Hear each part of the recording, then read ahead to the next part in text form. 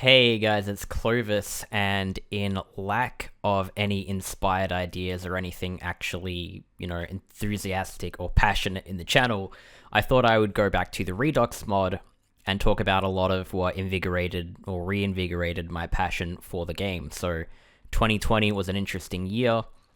Something that's relevant to this video in 2020 is obviously the Redux mod and how it happened, which I'll explain in a second. But truthfully, there's been many times where I've wanted to not even talk about this game for like really long periods of time, and the Redux mod made me more interested in the game, maybe in my entire life. And there's just so many things that I wanted to talk about regarding it, but some of it I've just struggled to present.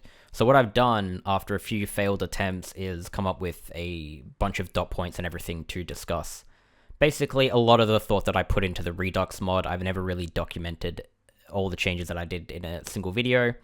And I know the changes might not interest everyone, so I am going to put background footage just of playing the Redux mod casually myself. I haven't played it in a while, maybe a few months since I last streamed it.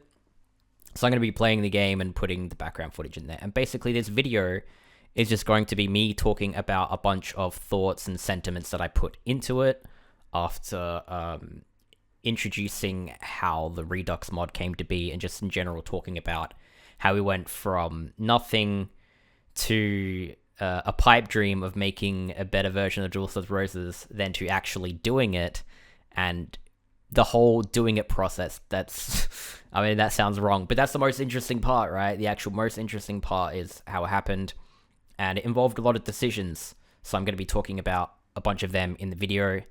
And yeah, I hope you guys enjoy this sort of content. If you do, let me know, and maybe in the future I can do a series about, detailing every single change, like all the maps, all the conscious decisions of what cards to drop and all that. Either way though, I'm a rambler, so if I don't stop now, I'll never get to the video. And this video is going to be long, I'm just going to say that right now, it's going to be a long video. So thanks for watching, and I'll see ya in the next video. So, delivering a speech on the Redux mod, or you can call it a TED Talk or GDC conference, I don't know. I've watched a few of those. We have some main points to discuss, so we'll break this down. I'll put in timestamps, unless I forget. Talking about the original ones to break it up a little bit. So the first points we'll discuss is the origins of the Redux mod and how it's made.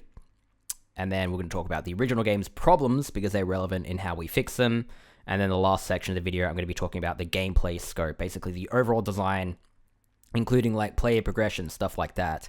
So back to the original, we'll start off with the origins of the Redux mod. So painting the picture of 2020, the elephant in the room, coronavirus happened. Basically, for 2020 for me, work shut down, and I was very fortunate enough to be paid during this downtime when work had shut. The government did a pay scheme, basically giving everyone who'd worked and have their job shut down and they were unable to work, giving them a payout week by week. And this was obviously a bit of a honeymoon period for me, I'm not going to lie.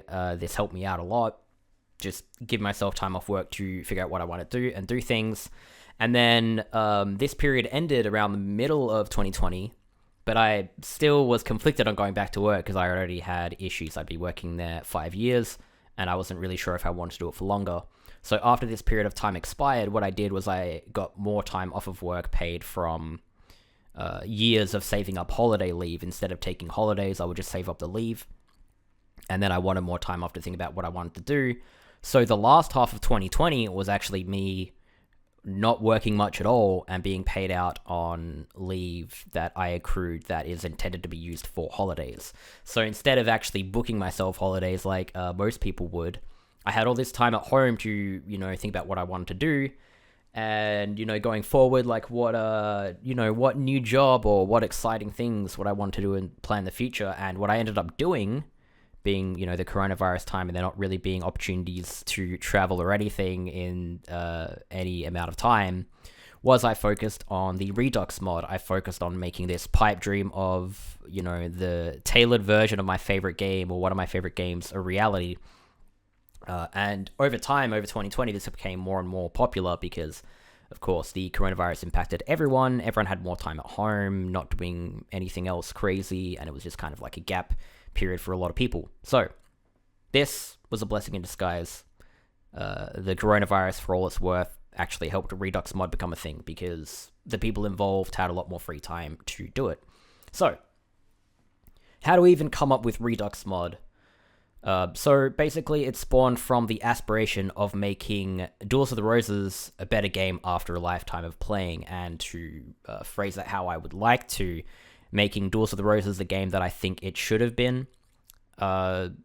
So each time I played it, I just noticed more flaws in it. Eventually, it became kind of obvious that the game was rushed and some parts needed more attention.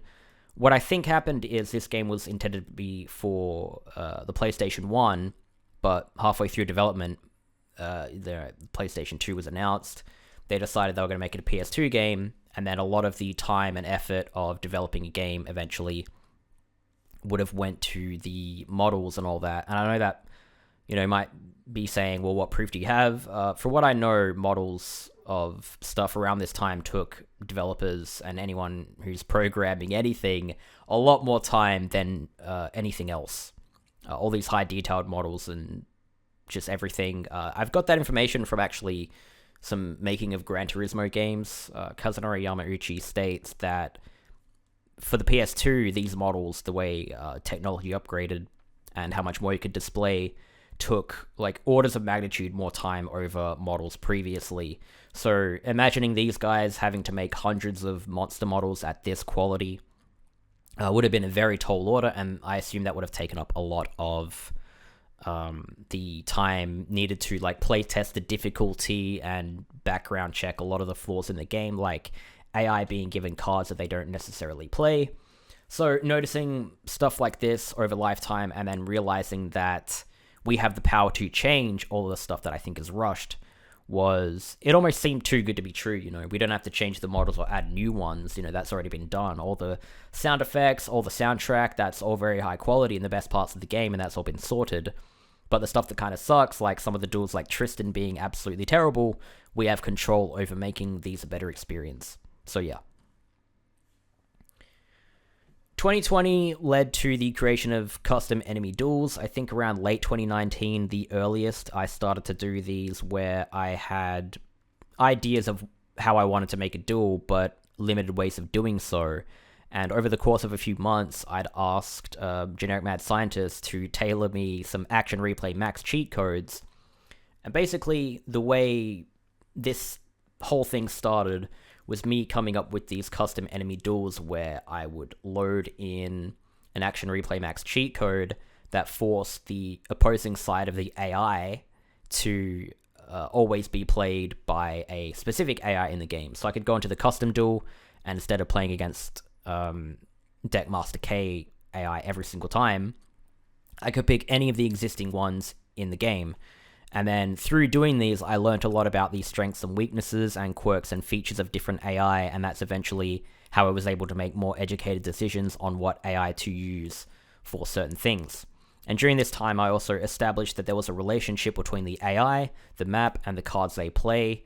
This is something to detail more about in another video, but just as a quick example, some AI will know or not know how to play in certain maps, such as certain tiles on the field, not just Labyrinth, but even their deck leader sitting in a certain tile, they may or may not know how to deal with that.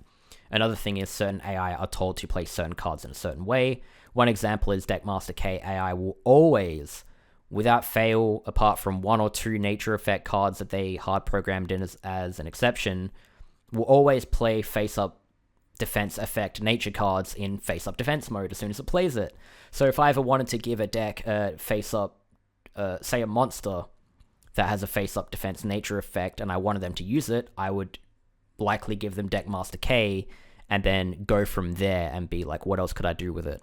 Otherwise, if I wanted to give them a card and I didn't want them to do that, I would have to give them a different AI and pick an AI tailored based around what other cards I wanted them to play, what map I wanted them to play, and this is all a pretty complex relationship between all these three factors to get everything to work in a way that everything synergizes and it feels like a duel. And by the end of it, knowing more about the game and everything, I personally believe confidently that I was able to make duels that are better than the original game. And I'll be saying that a couple times in the video, that I do think this is a better version of the original game, but that was basically the whole point and my motivation for doing so. And if I didn't think that Redux was better than the original game and what we changed, then I wouldn't have released it that way. So please keep in mind that it's a massive ego trip. I really did want to believe in this game being better than the original. Otherwise, why would anyone play it? But continuing. So, past these, using all my imagination to make the custom enemy duels in this really awkward, cumbersome way of, loading in the Action Replay Max on my PS2 and then testing and having to restart every single time. Eventually, there was modding tools being worked on.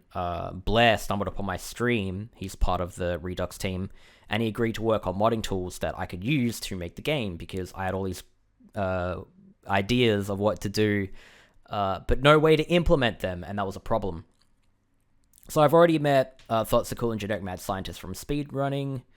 Thougtsicle is basically my right-hand man. I don't know anyone else apart from him who has a very similar scope on the game that I do in terms of aesthetic. We both seem to like a lot of the Duels of the Roses centric stuff, way more so than just normal Yu-Gi-Oh stuff. Like the average Yu-Gi-Oh fan, their favorite cards in the game would be Blue Eyes White Dragon, I don't know, Blue Eyes Ultimate Dragon. We don't really care about those cards, we're more interested in, like, I don't know, Chimera, Dark Chimera, that's the card. And, Reaper of the Cards, just, I don't know, cards like that. I don't know, Skull Knight. All these cards that feel like they had more of an impact in this game. So, we're not really just big Yu-Gi-Oh fans. We're specifically Duels of the Roses fans, and me especially, has had periods of our lives where we've just slept, and breathed this game. And I feel like eventually going from no confidence in knowing how to do anything or knowing if I'm the right person to do this, I kind of realized that I am the biggest fan of this game that I know of. So it was nice to kind of realize that and be like, okay, I can realistically take on making a mod for this game. And hopefully a lot of people will trust the decisions that I make, because I really do care about this and I really want to make this good. I want to make sure that fans of the game enjoy it and they get a fresh experience. And a lot of this leads up into the motivation of actually being able to do it. Once I had Thoughtsicles by my side, he also had a lot of experience coding. Him, GMS, Blair, they're all complete wizards when it comes to computer science. Compared to me, I know absolutely nothing. So having 3 people I could consult with and just talk to about this stuff helped me out so much, and I wouldn't have been able to do Redux Mod at all without them. So in saying that, GMS grandfathered the project basically by already having detailed documents on the game, and these documents will be used by Blair, Thoughtsicle, and anyone else who happened to make modding tools for the game over the periods of time. But we had the most up-to-date information just because of the relevancy until, later on if anyone else has more information about the game. And then, because Blair was making these modding tools, we also had the most up-to-date modding tools. We could do way more than any mod had even attempted in the past. And with all these elements put together, we were able to create the Redux mod, which is basically just a patched version of Yu-Gi-Oh! We've changed all the values of the little itty-bitty things that add up to a completely new gameplay experience, while also leaving in the things that make the game good to old-school fans of Yu-Gi-Oh! And Duels of the Roses, keeping all the cards the same. Everything is basically familiar enough to be comfortable, but new enough to be refreshing and enjoyable for the first time again. And that's basically the Goldilocks zone of a mod for a game, in my opinion. This is basically like playing the same game for the first experience. Playing the game for the first time, but as an adult who knows more about strategy games and has played the game, the base game, enough to know pretty much all the rules to playing and how you play it without even need to think too hard about it. So to cover the section on how it's made, basically, Blair made modding tools, I used the modding tools, and then there are a few patch-ups from Thoughtsicle, such as, before I forget, the starter deck information preview screen. That's something that wasn't done in any modding tools. So he did that, but overall, modding tools were made that adjust values in the game. Very simply, it's swapping a number with a number, stuff like that. So, simplest example would be if I wanted to change what the third card in a deck was, I would just replace that number. Say if it was Blue Eyes White Dragon, which is number 0, I can change it for whatever number a different card is, depending on what that card is. And of course, if you do this over the course of all cards, you can replace all cards and everything. You can replace a deck leader, you can change the rank of it. But the main point is we're not adding or subtracting anything from the data of the game. We're literally just adjusting values. Everything is kept the same size, and this lets us do a patch that actually writes over the existing data of the game to create a new game, basically entirely, while also keeping it simple enough to provide this massive benefit, which we didn't really advertise enough, that the game is still Duelists of the Roses according to anything that reads it. Not only an emulator, but a PS2, actually. And this removes issues of like incompatibility and just running issues. The main thing for this is actually save files. So if you have a save file on your PS2 or your emulator, you can actually use these to play the Redux mod and vice versa. Another thing you could do, we don't really advertise a lot, but it's an option. You can start the base game, load up a starter deck, save the game, and then load the Redux mod, and then you will start the Redux mod with a starter deck from the original game. And you can do all this stuff purely because of the way we kept the modding of the game simple.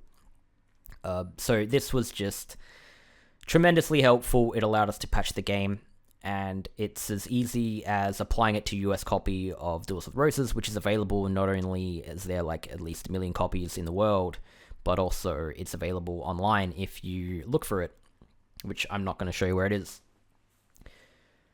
And the game also doesn't have any other unstated problems as a result. We don't have to playtest everything going crazy and crashing. Just as a quick shout out, the emulator problem is not a Redux mod problem. Just to quickly mention this, we had to teach people how to install an emulator and play on an emulator to play the Redux mod, and a lot of people who hadn't done that before haven't encountered the glitch where the music doesn't work, and then if you keep playing without the music working, then it crashes at the cutscene when you after you beat Seto. But the only thing you need to do is just restart the emulator if that's a bug, and I kind of assumed that if the emulator was bugging out for people, they would try to reset the emulator anyway. But anyways, so by the end of this, almost everything in the Redux mod was just made via these tools that were made. So Blair made this tool that basically did almost everything that I did except the maps. And the map tool was made by Thoughtschool. He'd already made that before we started the Redux mod. So I was able to use his tools to change all the maps in the game, and then able to use Blair's tools to change basically everything else that I changed, including but not limited to changing the thresholds of upgrading deck leader rank, changing how some cards were required. For example, we could add all the ritual monsters into the 3 in a row pool, so whenever you lined up 3 in a row in the graveyard slots, you had a chance to get one of these cards.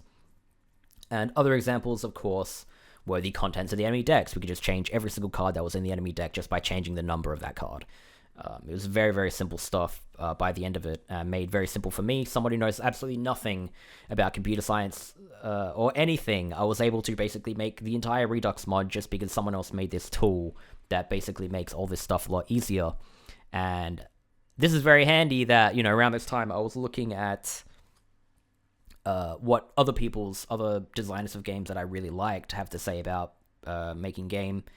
And one of the things that John Romero, you should know who John Romero is, the designer of Doom, said was that you need good tools. And this is someone who designed one of the most impactful games in games history. So, you know, it's not like he's saying this out of nothing. He probably wouldn't have been able to make Doom the way Doom was without good tools. So having someone else make the tools for me made making Redux so easy that it became from being a pipe dream to being possible. And eventually by the end of 2020, we had released the Redux mod, which is a game that a year before, if you asked me, I would say this is probably never coming out. And then eventually it came out and it was fantastic. At least in my opinion, I think it's better than the original game. So yeah. So to close up on how it was made, basically, with the modding tools, I would change what I thought I would already change. I'd already documented a bunch of changes that I wanted to happen, and that formed the basis of the game. And then what I would do, basically, for hours, every single evening for several weeks, maybe even months, I would just tinker around and change things and then play test the game. And then as I would play through the game, I would keep track of what worked and what didn't work, and then I would change things as I went and replay the game, and if that broke anything or fixed anything, I would keep that. So by the end of it, a lot of it was actually stored in my head, because there were just some things that weren't documented, because documenting everything double, tripled, or if not quadrupled the workload. And while this did create some minor problems, I think overall this was the right decision to make because of how unorganized I am. I was more likely to remember everything from things being in my head rather than being written down somewhere. So yeah, I was doing that, and through playtesting, some of the duels were pretty much the same from start to finish, whereas other duels, like the Ishtar duel, changed half a dozen times from the start to the end of it. And for instance, the Yugi map went through 3 or 4 different incarnations before it was finalized, and being my own playtester helped out a lot, because while I understand that I do have some biases and everything that's like innate in humans, is, you know, what you like and what you don't like, I also kind of acknowledge that I was still making this game for other people primarily, and I was crafting everything in a way that, what would I want people to experience? You know, what would be fair, what would be not fair, and trying to craft the whole experience was my favorite thing about the game. It felt like being, you know, a dungeon master or something, like in Dungeons and Dragons, where you create the whole world and you get to see, or you imagine, you idealize people's reactions and how they would just navigate their way through the difficulties of the game and provide all these options. And it all worked out. Funnily enough, it worked out a lot better than I imagined, because I was so focused on what experience I wanted to give the player, and I kind of forgot that people were just going to enjoy the game anyway, because they were playing a new version of their favorite game. So luckily, things were a lot more lenient than I imagined, but during the time of making it, I still was really, really thriving to make things as good as I could for the player. I wanted to basically just, the end-up goal of this mod was, what would I want to experience? What would I want in front of me happening if I were to play through this game for the first time again? So crafting this experience for everyone else was fantastic, because as I was making all these decisions consciously, I wasn't able to experience these first things, or these new things for the first time. So yeah, this is all great fun, and I really love doing that. But that will be the final section of the video. We're going to be talking now about the original game's problems, which is relevant to fixing the game. Okay, so the original game's problems. Very, very relevant, as I just said, because the entire point of this is fixing the problems of the original game to make a better game out of it, rather than just making my own version of the game. We have to actively target what the original game has that weighs things down and drops down the quality of the rest of the game, and then try to change these so that they are some of the standout aspects of the new game, or the new version of the game, rather. So, one of the main problems for me is that the duels are not constructed well.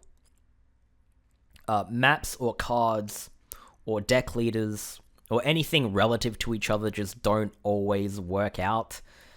For example, you might get some enemy deck leaders that have all these overpowered effects, and then the duels after them has no effects whatsoever. I don't know why it is that way. There's also other examples, such as, I believe, Marco and Keith. The only leader ability they have is one that boosts the movement of any ally next to them, but their fields already have the terrain that boosts their allies' movement, so it never really plays into factor unless you change the terrain, and they may or may not use that. And a lot of these little things, I just feel like you could put more attention into them. This wasn't ultimately the worst thing in the game, the deck leader abilities and stuff like that, but they could be used in a way that actually creates a genuine level of challenge, or not used in a certain way that the challenge can lie in the rest of the deck. A problem I had with the game is that duels don't always present a fair challenge, and they don't always distinguish themselves from others. An example here is the Tristan map and the Joey map. These are basically just 7 lines of terrain. There's nothing there, okay? You may say one side favors one monster type than the other, but that's really nothing in my opinion.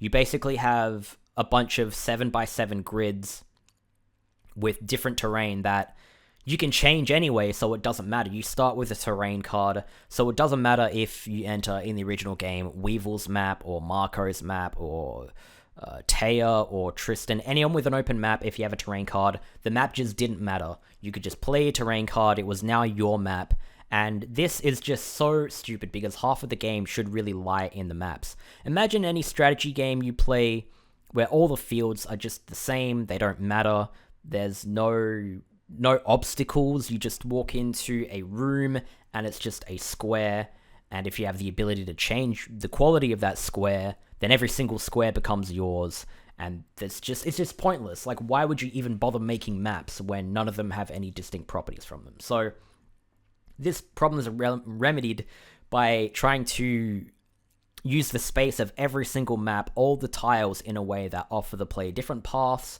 different challenges. They're forced to use the space on the map resourcefully, which helps them force to plan their moves, you know, playing aggressive or not aggressive on a certain terrain or a certain part of the map, and just, in general, thinking more about what they're doing rather than just rushing at the enemy and attacking them with their best cards. Because that's what you can do in the original game, and it's not fun. Once you realize you can do that, there's no reason to not do that, and you just kind of bulldoze the game, and it's just not fun. So anyways, moving on to the next point of the duels not being constructed well. The AI are sometimes given inconsistent decks to a point where it's just not balanced at all. Taya being the first duel, either she can just leave, I don't know, a dancing elf on the first turn in attack mode right down the middle of the field, and you play your highest attack card and you deal half of her life points in damage. That might make sense because she's the first duel, but she can also reach a higher damage cap than anyone on that side of the field, with the exception of the final boss Ryokuing something, or for instance Mai sticking 4 equips on something, but only if Taya reaches a specific set of moves, which the AI can't consciously make that decision. It has to kind of coincidentally draw a set series of cards and play them in a set order of events in order to reach these damage caps. And this is just stupid because one Taya duel, a player might play against 300 attack cards, the next duel they might play against 4,000 attack cards, and this is just ridiculously stupid. So, inconsistent decks are a problem. I try to make them more consistent with some exceptions. Consciously, if some decks had cards that weren't fully balanced with monsters, it was because the weaker monsters gave you an opportunity to strike, or for instance, in the Jasper duel, the weaker monsters have the more powerful effects, so you might run into them and get spellbound or something like that. So, the solution to this is to make sure all duels are constructed in a way that the duelist seems like it's actually trying to accomplish something. Could offer endless examples here, but for example, the Shardy duel, something I referenced a few times because I'm very fond of that one. If you sit back and try to avoid it where it's strong near its deck leader, it will burn you down. So you can't just sit back and do nothing because you will eventually lose to him. Taya is another example. She doesn't burn you down, but she recovers life points. Same with Jasper. So if you sit back, they have all this life point recovery, so you can't beat them by stalling it. You are forced to go and attack them. And even more to the point, Jasper actively stops you and is stronger when you try to just attack into him with no information. Stuff like that.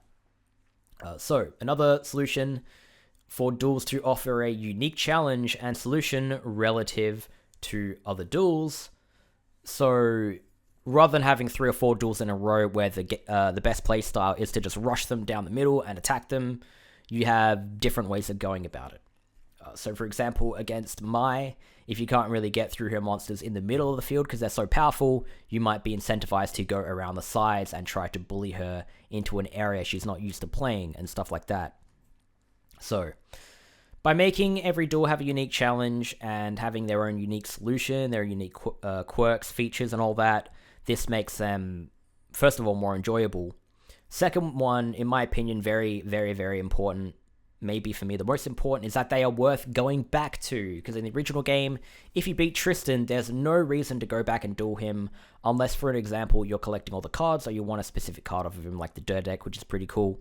So you go back to him, and you have this really boring experience, and you just don't care about dueling him. You just get frustrated until you get that one card and you think, thank God, now I don't have to duel him again because that duel sucks. So by having all the duels have their own cool aesthetic and interesting things about them, it actually, rather than thinking, oh, I have to go back and duel Tristan, it's like, you know, all right, I'll go back and duel Tristan because that'll give me something to do. You know, it's overall it extends the gameplay time, which I'll talk more about this later again. But having duels now that are good enough in quality to go back to just kind of expands the gameplay and just gives it more of an asset of replayability rather than you just bulldozing through the game and not wanting to go back and having no incentive to go back and duel anyone because that just kind of ruins things. You don't really have any big overworld in the game. All you have is 21 duels. So these 21 duels really need to matter, and that's why I focus so much on how the duels play out and all that. Another thing is, regarding all the duels having their own distinct challenge rather than it just being incremental difficulty increase, is that so they don't become insanely easy after beating them. Example for this is you can beat Taya at the start of the game, but you won't be strong enough to reliably farm cards from her. Unless you start with the Kaminari attack deck, then maybe you can do that. The game's not perfect, I will say that. But overall, the idea is that early on, you need to gather resources or problem solve to beat Tristan or Mai or Marco or anyone in the game. But as you get stronger, you go back, you strengthen your deck, and these earlier duels become a resource that you can still have a bit of a challenge. You can find new things about them because they're not just one-trick ponies. They have all these different combos to them that they could potentially play. And as you go back and play these, what happens is as you win each duel, you start to open the map up and increase your own resources and your own pool of cards that you can farm to progress through the game further on. Rather than just doing one duel, winning one duel each, being able to go back into certain duels. Again, it extends the gameplay time. It gives you more of a feeling of where to go, you know, opening up more of a world rather than just only having one duel at a time that you could just, okay, I'm at Bakura, I'm just going to keep dueling Bakura until I beat him, and then I'll be at the next duel, and then, you know, rather than that, you might get stuck on him and think, okay, so I've got 6 duels before this one, I can duel these guys again to see what resources they have, or maybe learn something new. And overall, I just think this is a better experience, making sure that all the duels are good, so you're more likely to go back to them, and they're not just easy. You can't just bulldoze them over like, you know, Tristan or whatever in the original game. So again, as I mentioned, the maps are constructed so that the tiles matter, so that the player plans their moves carefully. Not only does this just give more depth to the gameplay, more of a challenge also makes the player feel more rewarded when they do overcome the odds, and this also just makes things more distinct from each other. So for example, Taya, she has that prime area in front of her, that's where you play, but then you go to Tristan, things are quite tight and closed off, so you have to play on this bridge area in the middle and the sides are completely cut off. Then when you go into Mai, you have the option of going through the middle or going around the sides, etc. I know Marco is just an open field Mako, whatever you want to call him. I know he's just an open field, but I didn't want to make every single map a labyrinth maze. So him and one other duel, or 2 other duels, I believe are pretty much almost entirely, if not entirely, an open field, because some duels should be like that, but not all the duels. I think the original game, half the duels are just an open field. So in this instance, you know, you go to a duel like, yeah, again, Shardy, you have 4 lanes to play from, and in the middle there's a sort of, you can switch, so if something goes wrong, or it can get blocked off. This just creates lots of different obstacles and different ways to play, and I think overall, this is just a way more enjoyable way to play the game, is using the map space, which the original game, I think, just fails to do a good job at. And of course, other examples, like you've got Jasper, you notice near the player, there's 3 labyrinth tiles, and you think, what the hell is this? You force the player to slow down a little bit so that the AI, because AI sucks, has more of a chance to play and set up their own board. Even if it's like with 1 trap card, 1 spell binding face down card, and then 1 spell. It slows the player down a little bit, and then if they're still hanging around that point, and then they get chased by the enemy's strong monsters, they don't have a whole open space to work with. For the Jasper map, for example, they're now being chased around these labyrinth tiles with nowhere to really go, and if there's multiple monsters, if they get to a point where there's multiple monsters chasing after them, they become overwhelmed, and they lose, or they're forced to surrender. And this just creates just different situations which the player doesn't often face, in my opinion, just doesn't experience different things enough, and the gameplay eventually seems very, very one-dimensional.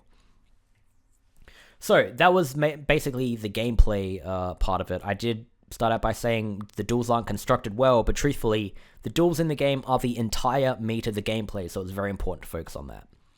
On to the next point for the original game's problems, which we're fixing, is you can't collect all the cards. This is a massive, massive, massive, massive problem, in my opinion. This is just stupid.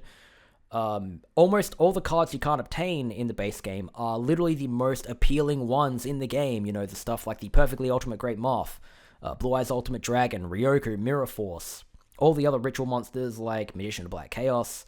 These are all such fucking awesome cards, so they're just so good, but you can't even get them.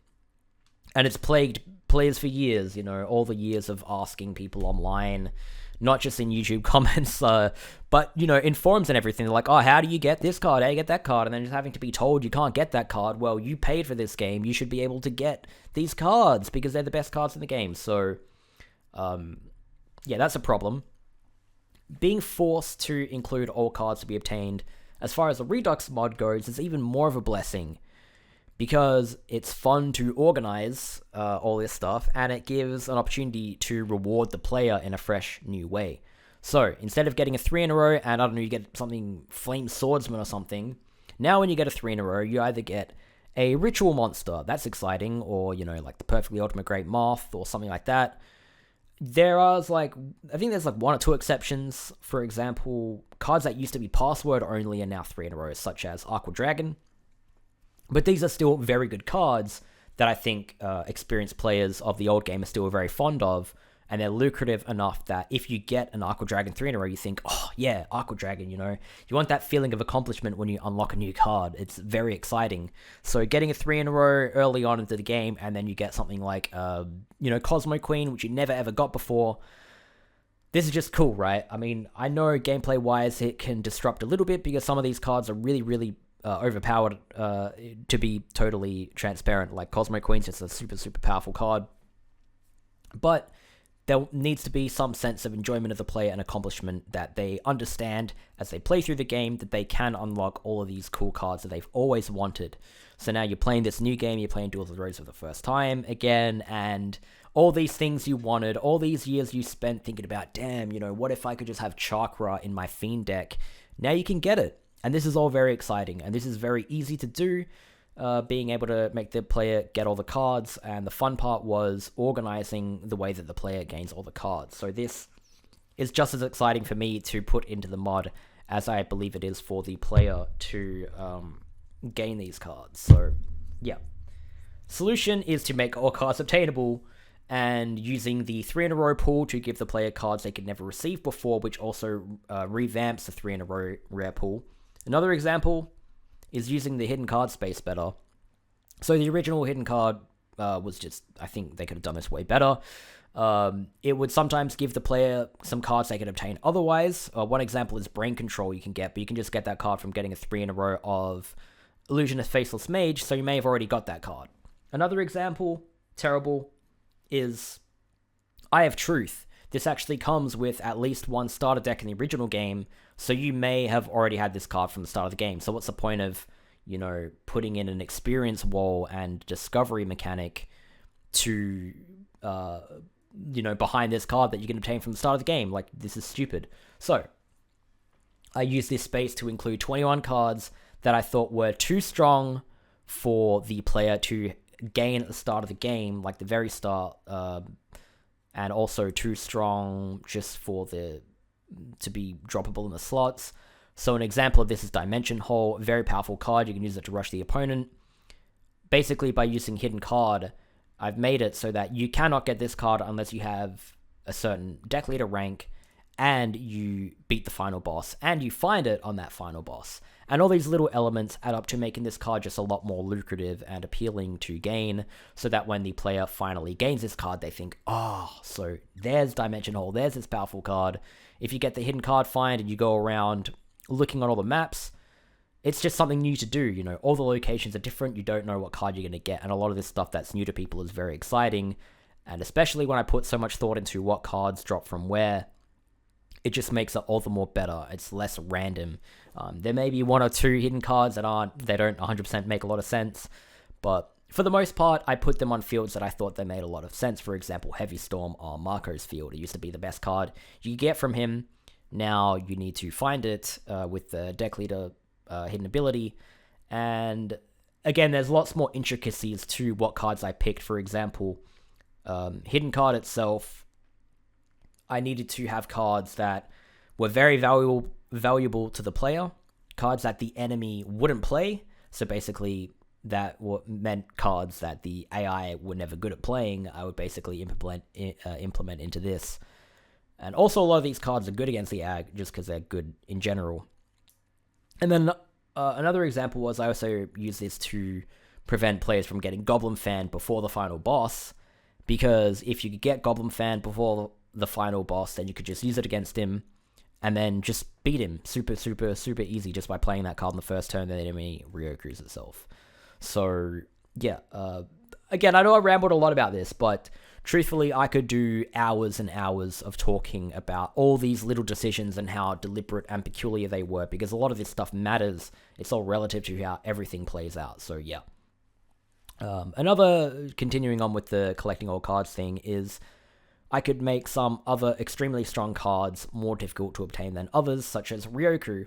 So rather than leaving Ryoku in the 3-in-a-row pool, so it's just as easy to acquire as Aqua Dragon, it is the only way to obtain it, or the intended way to obtain it, is you need to get a 3-in-a-row of Mirror Force, which is 99 deck cost, which is also, Mirror Force is exceptionally powerful, but nowhere nearly as powerful as Ryoku, in my opinion.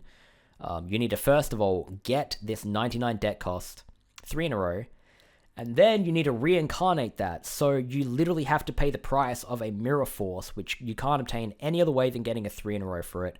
You have to sacrifice a Mirror Force so that you can get Ryoku's. And you might think, well, why else would you do that? Well, because if you could get Ryoku easier than that, then you could just win the whole game with that. And by sacrificing, you know, I feel like the player, if they get a Mirror Force as their first 3-in-a-row, or any 3-in-a-row, their first thought isn't to reincarnate it. So yeah, making Ryoku a bit more difficult to get, or a bit more cryptic to get, just makes it, gives that much more of a sense of accomplishment when the player finally gets it. I don't want the player to get Ryoku too easily, because it makes the game too easy. So yeah. This also played into reorganizing how you get other cards. For example, you don't start with terrain cards anymore, and you have to reincarnate to get them. Because the problem is, if you can just get any amount of terrain cards at the start of the game, you can just change the you can just change the terrain of all maps, and then that means that it's pretty much pointless to make all these maps deliberately, which I just talked in great detail about, and then the whole game's pointless, because, you know, why change the maps if the player can just override the terrain on that? In saying that, I still want the player to have the option to farm multiple terrain if they want to play the game that way, and they feel powerful when they do that, but by making it a lot harder to get, it eventually the player realizes it might be more convenient to just play through the game naturally and just take whatever strong cards they get as they go, rather than trying to deliberately do certain things, because they don't know exactly how the game works until they have more information on it. So, yeah, also relegating overpowered slot drops to the reincarnation pool along with other popular cards. So, with reincarnation, you will naturally receive 1 to 3 powerful cards over the course of the game, and this is a better way of doing things rather than allowing you to just farm 3 Silver Bow and Arrow from Taya and 3 Bright Castle from your own starter deck, farming fairies from Taya, and then grinding levels and just becoming blatantly overpowered at the very, very, very start of the game without even having dueled that many people except gone to the custom duel. You can still become very strong if you just sit there in the custom duel, but I try to construct things in a way that it was a backup option, or if you were really into grinding, you could do it, but otherwise you would rather play through the game naturally until you reached a point in the game where you were finding things a bit more difficult than normal. Then you would look for solutions, and then it would be an option available to the player. So, the ranking system is just absolute dog shit. I'm just going to say it as rudely as possible, because they really, really messed up with this. So, something I always liked was the leader ability concept. Leader abilities, the leader system, it's just fantastic. It's integral to the gameplay, but it's completely wasted because the ranking system, the time to rank takes far too long. So you beat the game before you even experience getting a single deck leader ability, and this is just a huge problem because it just wastes all this time doing that. So, yeah. And another thing with this is how cryptic it is. Like, players have to know exactly what cards gain what abilities or they penalize. For example, you level up, you spend hours leveling a card up by casual gameplay, hours and hours and hours of gameplay to get a certain level, only to realize you don't have hidden card or you don't have the bonus 3 in a row slots. And this is just devastating. Another thing is you don't know what leader abilities you're getting. So for example, if you really liked Flame Swordsman and you leveled it up all the way to Admiral, which would take you literally 4 hours of the most efficient grinding method possible, let alone dozens and dozens and dozens of hours of casual gameplay, and you don't even get a leader ability anyway. This is just terrible. So yeah, we have solutions for this. So the time to rank is now up to 5 times faster. It's also up to 10 to 15 times faster earlier on, so that you basically are guaranteed to get the lower ranks up to Major across the course of the game without grinding whatsoever, so that you can experience a little bit of that mechanic. You should get at least 1 leader ability by the time you are at the late game, and you should also get a hidden card find by the time you're at the late game, as well as a bonus slot, which can help out a little bit, especially with the overhauled 3 in a row system. Another thing is some useless leaders such as warriors, we gave them an extra ability or 2 very low, so that as you rank up the first few ranks, naturally you would get 1 leader ability, as I just mentioned, whereas before you might get all the way to the later ranks and still not get anything, which is just terrible. And then another solution, of course, is to just give all cards hidden card or bonus slots, so that you can just pick 1 deck leader you like or 1 monster you like, and you just keep dueling with that monster, and eventually you will just get hidden card on it, so that every player can experience the hidden card function, and all players can get bonus slots so that they can get more 3 in a rows. Because the 3 in a row pool is a lot larger, it has more cards that people would want, and you're realistically going to want to be able to farm them. And the final point I listed for the problems of the game is that there's no proper sense of player progression. So when I talked about the duels being imbalanced, I think it's relative to each other that is the problem. Prime example here is you start White Rose, you get past Taya, you may or may not have a difficult duel. You get to Tristan, the duel is easy, it's the weakest duel in the game. The duel right after that is Mai, who is the hardest duelist on that side until the final boss. I'm not even kidding. Her and Marco, they're way harder than any of the duels that come after them. Even Yugi is a walk in the park. And this is just a massive problem. So the point of this is I wanted to have the difficulty increase crescendoing to the final boss. And it's just, in the original game, the player can't really tell how far they're in until certain events happen, like a certain cutscene, or the duelist has different music, so you know it's a boss, or it's supposed to be a boss. Over the lifetime of playing, we know exactly where we are in the game, or how close we're getting to the end, but the point is, the problem still lied in not knowing exactly what the hell is going on. You couldn't tell if you're at the late game until you got to Yugi, because the game just doesn't really have a good sense of difficulty progression or any of that. So now there's more distinction between different parts of the game, rather than the difficulty fluctuating up and down. The difficulty increases until the bosses, and then drops a tiny little bit, because not everyone should be a final boss, and then starts picking up again until the second boss, and then you have just, again, different distinct parts of the game where the difficulty gradually increases, and everything just feels a lot more fair. Challenging, but fair. So, yeah. The solution for this is to subvert expectations, so that each duel is hard enough to condition the player to expect the challenge, and try and be resourceful. And also, we wanted to try and incentivize the player to start with the White Rose campaign, which was not easy. So yeah, to talk about why this is relevant, we tried to incentivize the player to start the White Rose side so that we could have a more linear experience. So if players knew to start White Rose and then go Red side second, you would start on the easiest duel and then end up with the hardest one. Unfortunately, we couldn't really do a very good job at this. People didn't read the README, which is fine, but we couldn't really, unless we were being ultra intrusive, and literally every part of every single little bit that could possibly appear on the screen of the player, such as a video and the description, and prior to the install information or during the install, we had no real room to fit this in and make sure that everyone knew to do it. If we could hard force or hard program the game to force the player to start White Rose first, we probably would have done so. But overall, the problem with the original game is that there's 2 campaigns and there's no distinction between either of them. So from continuing from the first side to going to the second, especially if you pick the Red Rose side first and then you start dueling like Taya and Tristan you have a deck that could beat the final boss, So you go from beating the hardest opponent, or what's supposed to be the hardest opponent in the game, equal to the other boss, to dueling the easiest opponents in the game, and this is just a huge, huge, huge problem. Imagine any game you play where just halfway through the game it becomes easier than what the first half was, while you're scaling to be stronger. It just makes everything a complete joke. So I focus things ideally around the player starting on the White Rose side. So you start with Taya, you progress through the boss, and then the Red Rose side overall is more difficult than the White Rose side, climaxing with the final boss on the Red Rose side campaign, which is supposed to be the hardest opponent in the game. Otherwise, if players start on the Red Rose side, they have a even steeper challenge, but then after that challenge is overcome, then the other side is a lot easier. So this was a problem, but I did what I could, so yeah.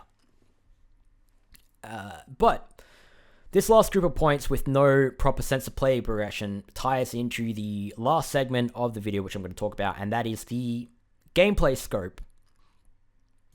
So, the gameplay scope is the most important thing. So, the game, Redux specifically, is made for Duelists of the Roses fans and nobody but Duelists of the Roses fans. So, knowing who Duelists of the Roses fans are is very important. Knowing what the player likes, such as the cards that they may want. This is one of the easier things, even though I will talk about a few details about it, because we already know that the players of Duelists of the Roses want to obtain the cards that they never could. Stuff like that is just a given. So, Reincarnation will deliver the player some lucrative cards throughout the game.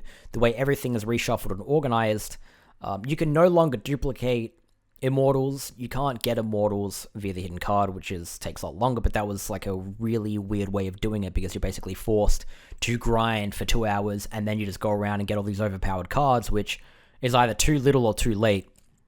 So, instead, as you progress through the game and you reincarnate things at random deck costs just to try and get new cards that you don't otherwise have access to, you'll randomly stumble upon some very powerful cards, whether it's a terrain card or a powerful flip effect card, or now the Immortals, which you can get through the game. So you might get one Immortal through a playthrough, and that might just be one of your, ace cards or your trump cards.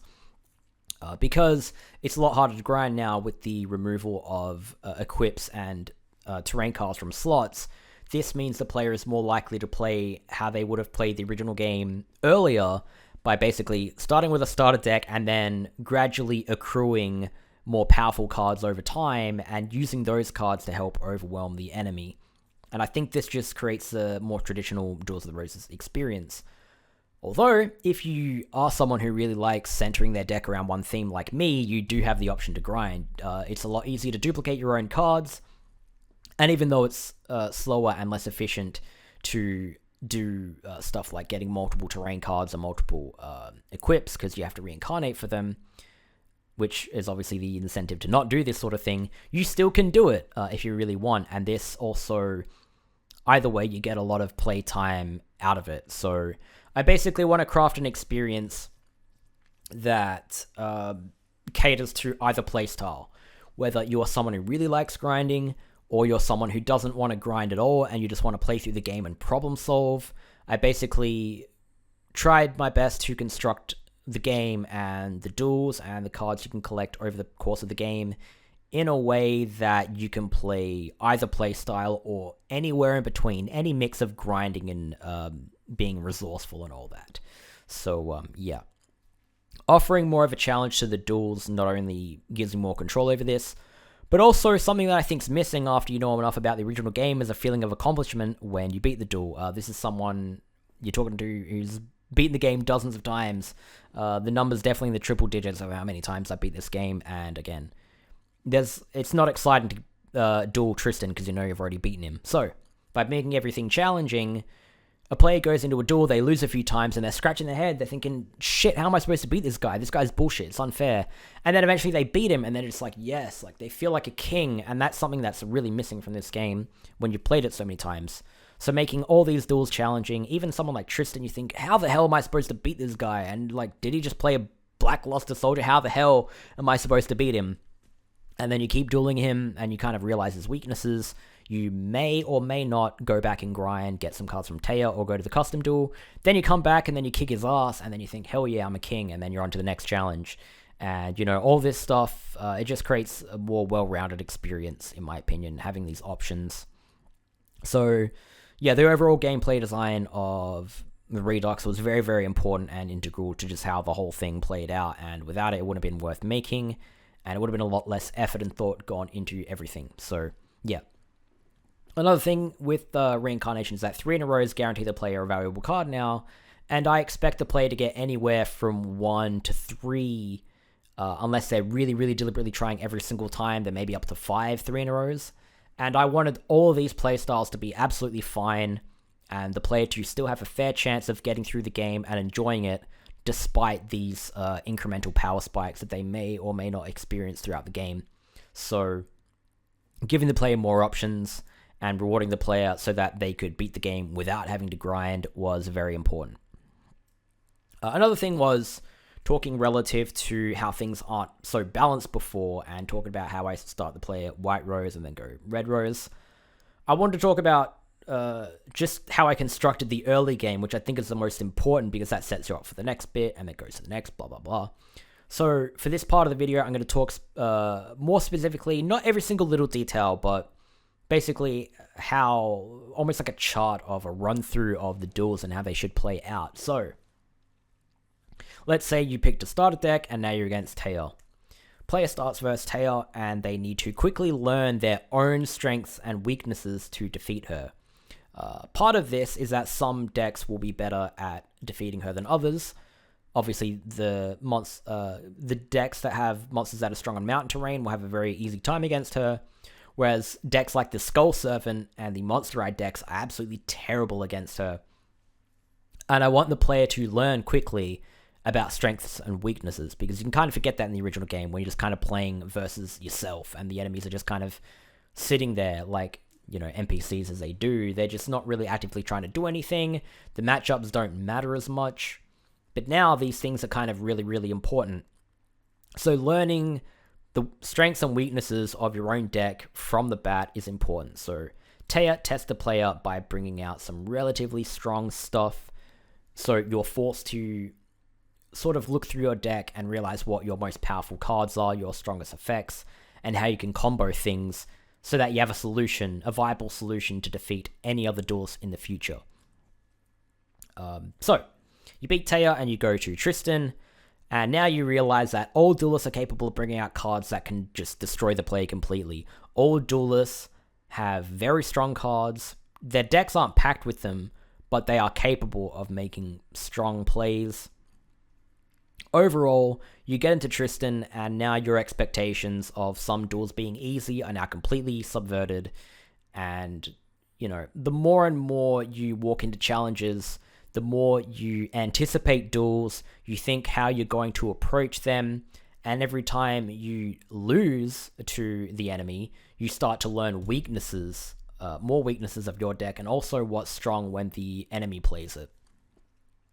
So the player continues dueling, and understand that each duel has their own challenge, and if the player is weak, you must figure out the solutions and problem solve so you can win that duel, and or become stronger with the resources such as the custom duel, which again, I didn't really talk about this, but we basically added grinding maps, so you can grind your own monsters, levels, and also copies of your own slot obtainable monsters.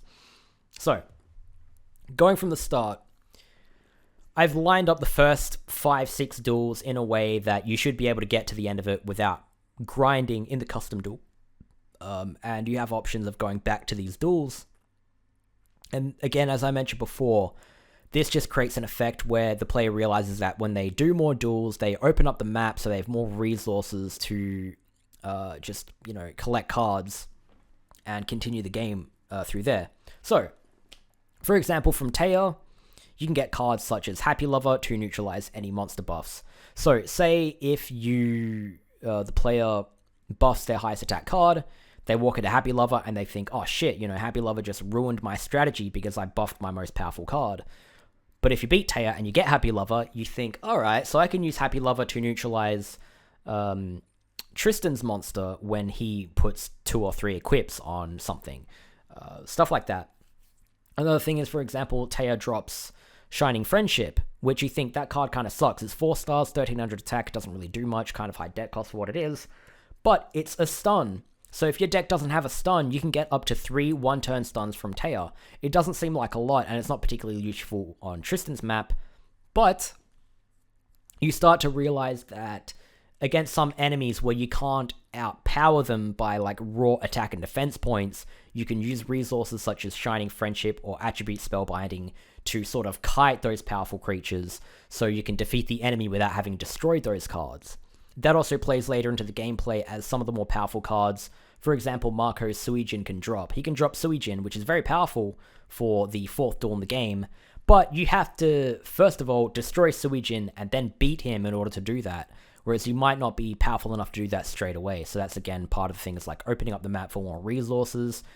When you beat Mako and you want to get past him, you might just try to disable his monsters and then just attack him directly if you can possibly do that. And yeah, but anyways, going back to Tristan, he drops Cursebreaker, which you can also use to neutralize enemy monster buffs. And so you notice a pattern here already. So the first 2 duelists drop cards that can neutralize enemy monster buffs, and while these will be limited in your deck to 3 Cursebreaker and 3 Happy Lover, if you want to include 3 copies of each, they are kind of essential to dealing with some of the enemy's really, really strong stuff. And it's just the way the game's balanced. So, for example, the gameplay is balanced by later duelists bringing out monsters with a higher base attack. So, as the game continues on, if you're trying to rely on Cursebreaker and Happy Lover neutralizing those cards, it's not as effective, because if you neutralize a Zero the Mant, it's still 2800 attack base, plus 500 from Yami, plus 500 from the leader ability.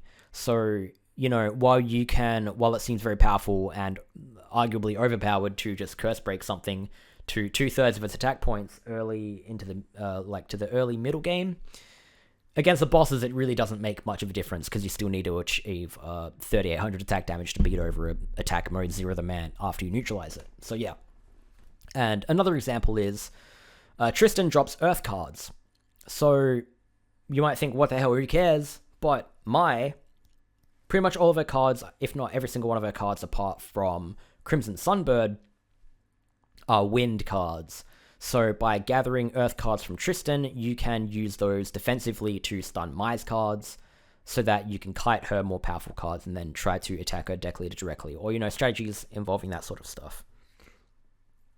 Taya also, in turn, she drops a lot of light monsters. They're useful for stunning Marco's cards if you are having trouble with that guy. So by the time you get to Marco, even though he is more difficult than the previous duelist, and he brings out some very powerful stuff, and he can defend himself with trap cards, there's already a few things going on. You should already have resources to spellbind his cards, and also neutralize the attack and defense of his cards. And another thing that goes on with Marco is that he uses trap cards to defend his deck leader, but if you are able to overcome attacking through the trap cards, attacking through Tears of the Mermaid to attack his deck leader, then you now can drop Tears of the Mermaid. You can now obtain this card and then use that for future duels. Trap cards are always good. Mai herself, she drops trap cards for the player, but again, only if you run into them. So already there's a construction going on where cards such as trap cards that make the duel a lot harder to win just easily also reward the player. So, you may run into 3 trap cards against Mai, and it's that much harder to defeat her, but if you do this, you meet these conditions and defeat her, now you can drop these trap cards. Or rather, these trap cards drop and you can pick them up from the graveyard slots. And then, moving on, we get to Joey. So again, Joey has wind monsters like Mai. So by this point, from Marco, you can drop cards that change the terrain to neutralize it. It changes it to sea, which may or may not favor your monsters, but only Marco and Ishtar use sea terrain exclusively. So what you can use cards like Amoeba or Violent Rain for is neutralizing the terrain. So you get to Joey, he drops a couple toon monsters for a later duel, and he also drops Goblin Secret Remedy, Life Point Recovery cards, which are very hard to come by at this point. So by the time you get to Shardy, if you're struggling with him, then you can go back to Joey. You can get some Goblin Secret Remedy copies from Joey. You can get some sea changing terrain cards from Marco to change his field to sea terrain to, you know, weaken his monsters. You can also drop trap cards from Mai and Marco, and you can also neutralize the attack and defense of his monsters from cards you get from Taya and Tristan. So there's actually a lot going on, and I consciously thought about a lot of this stuff specifically in this early period of the game, so that the player always had options of how it played. You could either go back, you experience what's strong by playing against it, and then you start to overcome these challenges, you figure out how to beat them, and then you're rewarded by being able to obtain those cards and use them against your next set of opponents as the game just goes on and on and on and progresses.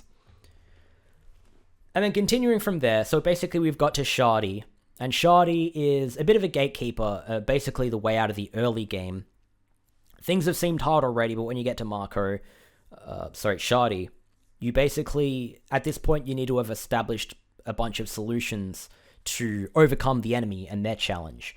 So what do you do now? Do you keep doing this? No, the gameplay changes a little bit. So difficulty progresses and climaxes at the first boss, which can either be beaten by problem solving, or it will force the player to strengthen their deck to take on the other side of the game.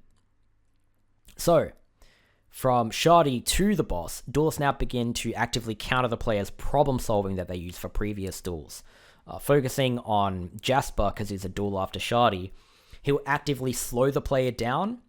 He will gain himself just immense life point advantage over the player over the course of the game, of the duel, so that this hinders the player's ability to just stall and try and win, or it also hinders their ability to just try to sneak in and then take a couple direct pot shots.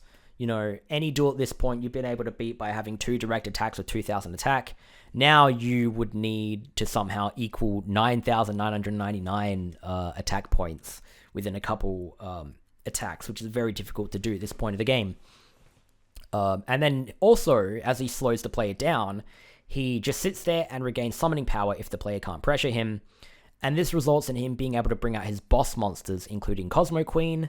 If the player takes all this time and, you know, they're sitting on their ass trying to draw cards so that they can finally attack them, they basically get BTFO'd by a Cosmo Queen. So any terrain that you try to set down, you're like, oh yeah, I'm going to sit here, I'm going to play my sea terrain cards.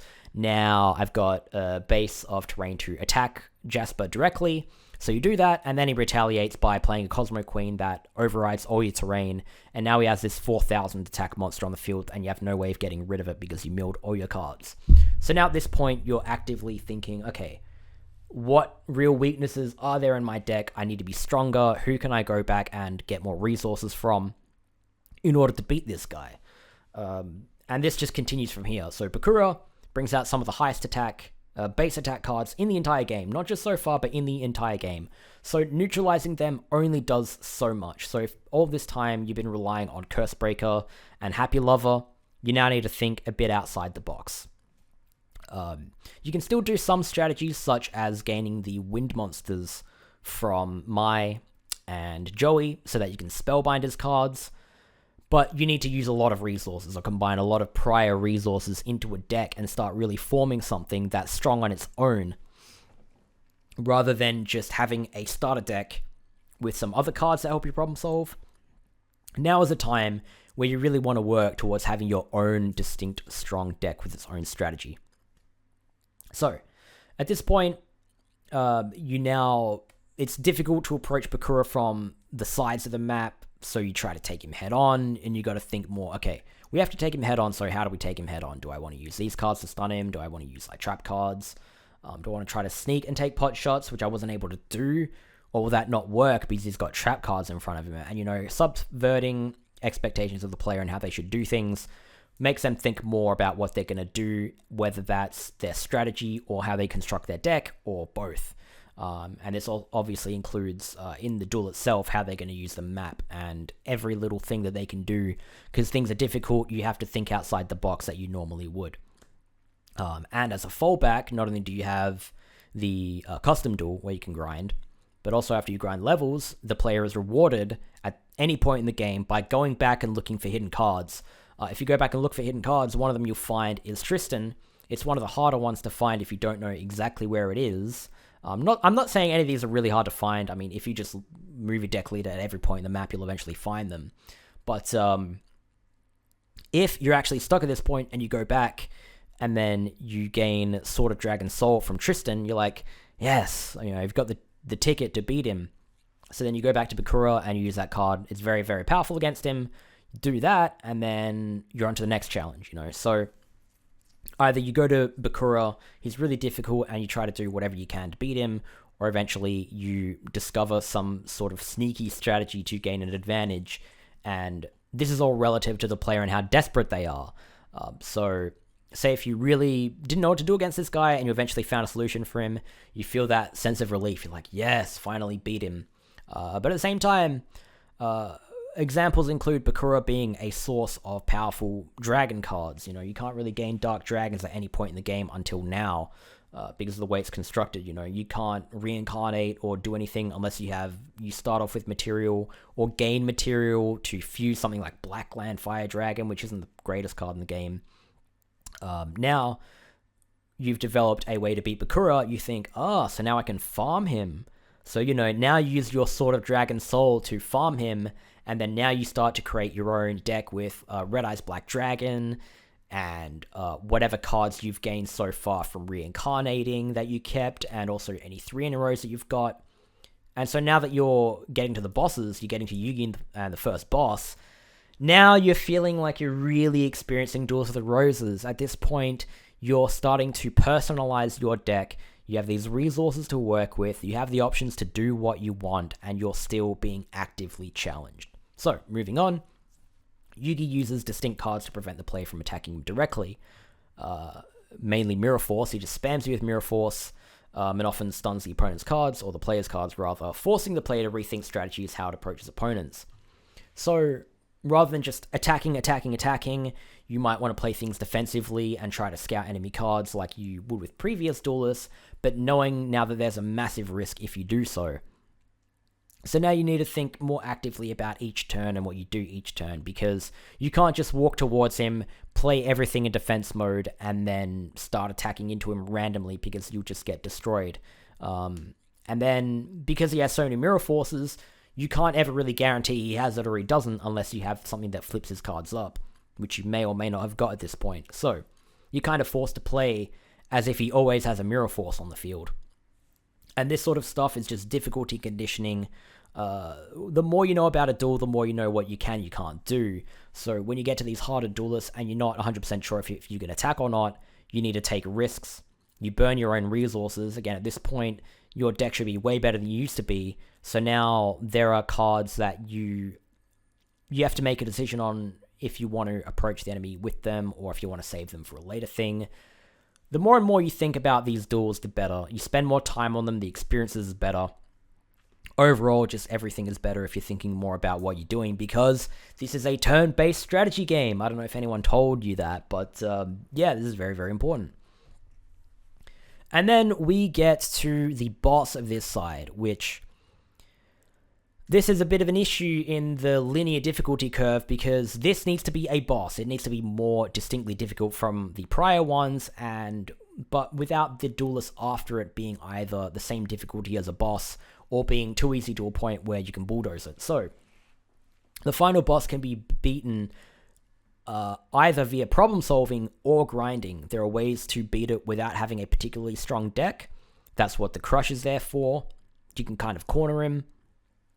I'm not saying it's easy to do it, but this basically rewards people who have been doing this all the way up until now, is by focusing on problem solving and strategy with the resources they have, or you have become stronger and stronger and stronger over the course of the game, or any mix of either of them. I've already mentioned this, but this is really important to me, that players anywhere from whether they're like 1% of the grind, or 50, or 90, or 100% of the game being grinding, all these players should be able to experience a relatively same difficulty of things relative to each other.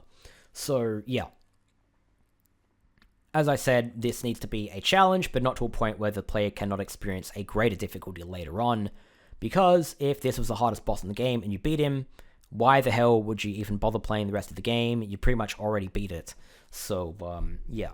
I made this boss specifically to be a challenge that you can beat either way, whether you problem solve it or you grind to become strong enough to beat him. And that, depending on which action you take, will set you up for the second side. So, then we get to the Red Rose side. Exciting. So the Red Rose side starts.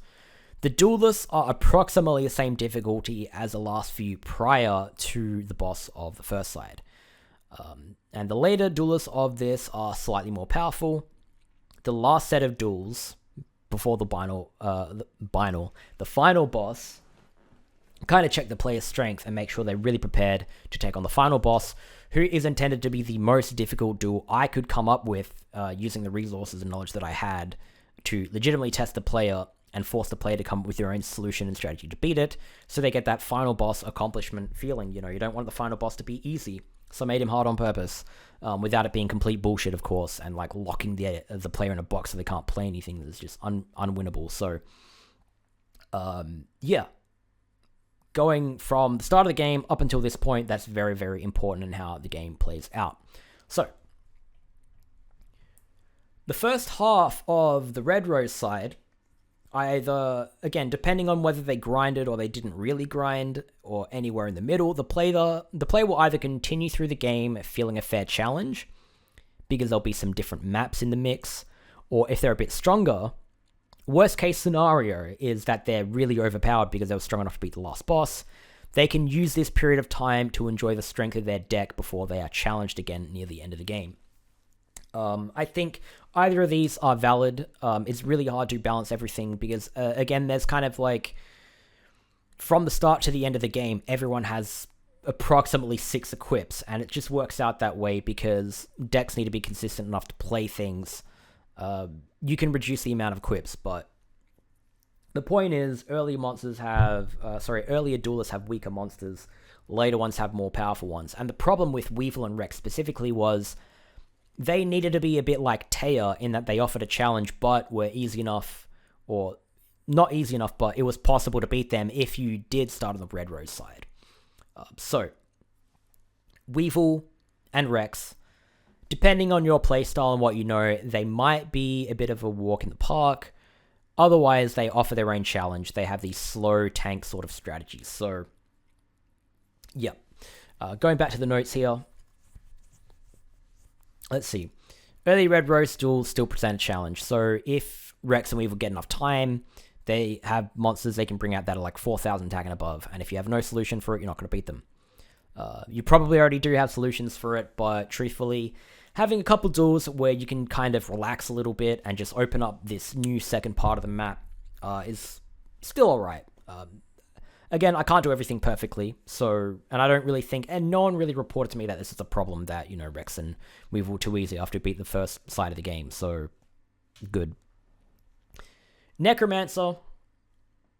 So, some of these duels aren't very distinct like I wanted all of them to be. And you notice some of them on this side have similar terrain use. The maps still look different with the use of the tiles, like the labyrinth tiles, but the actual terrain, like there's quite a bit of dark, quite a bit of wasteland. And that's just due to the monsters that these guys traditionally have. So,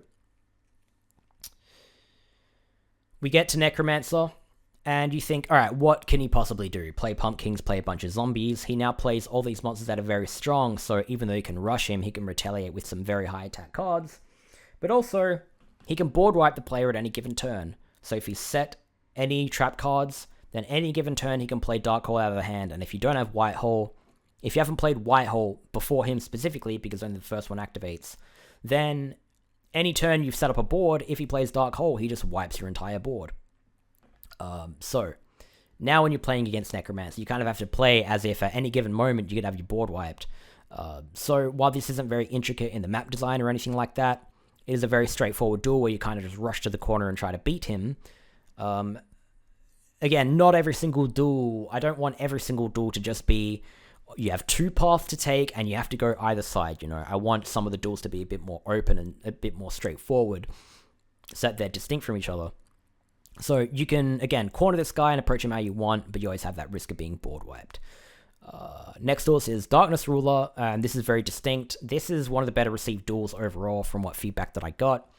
Basically, you're locked into one point of the map, and this is no duel's done this before, especially not in the base game, not in this game, so you don't expect it, and then you go into it and you think, oh crap, you know, I can't go to the middle of the map, I can't play around the enemy deck leader and attack him directly, so what am I going to do?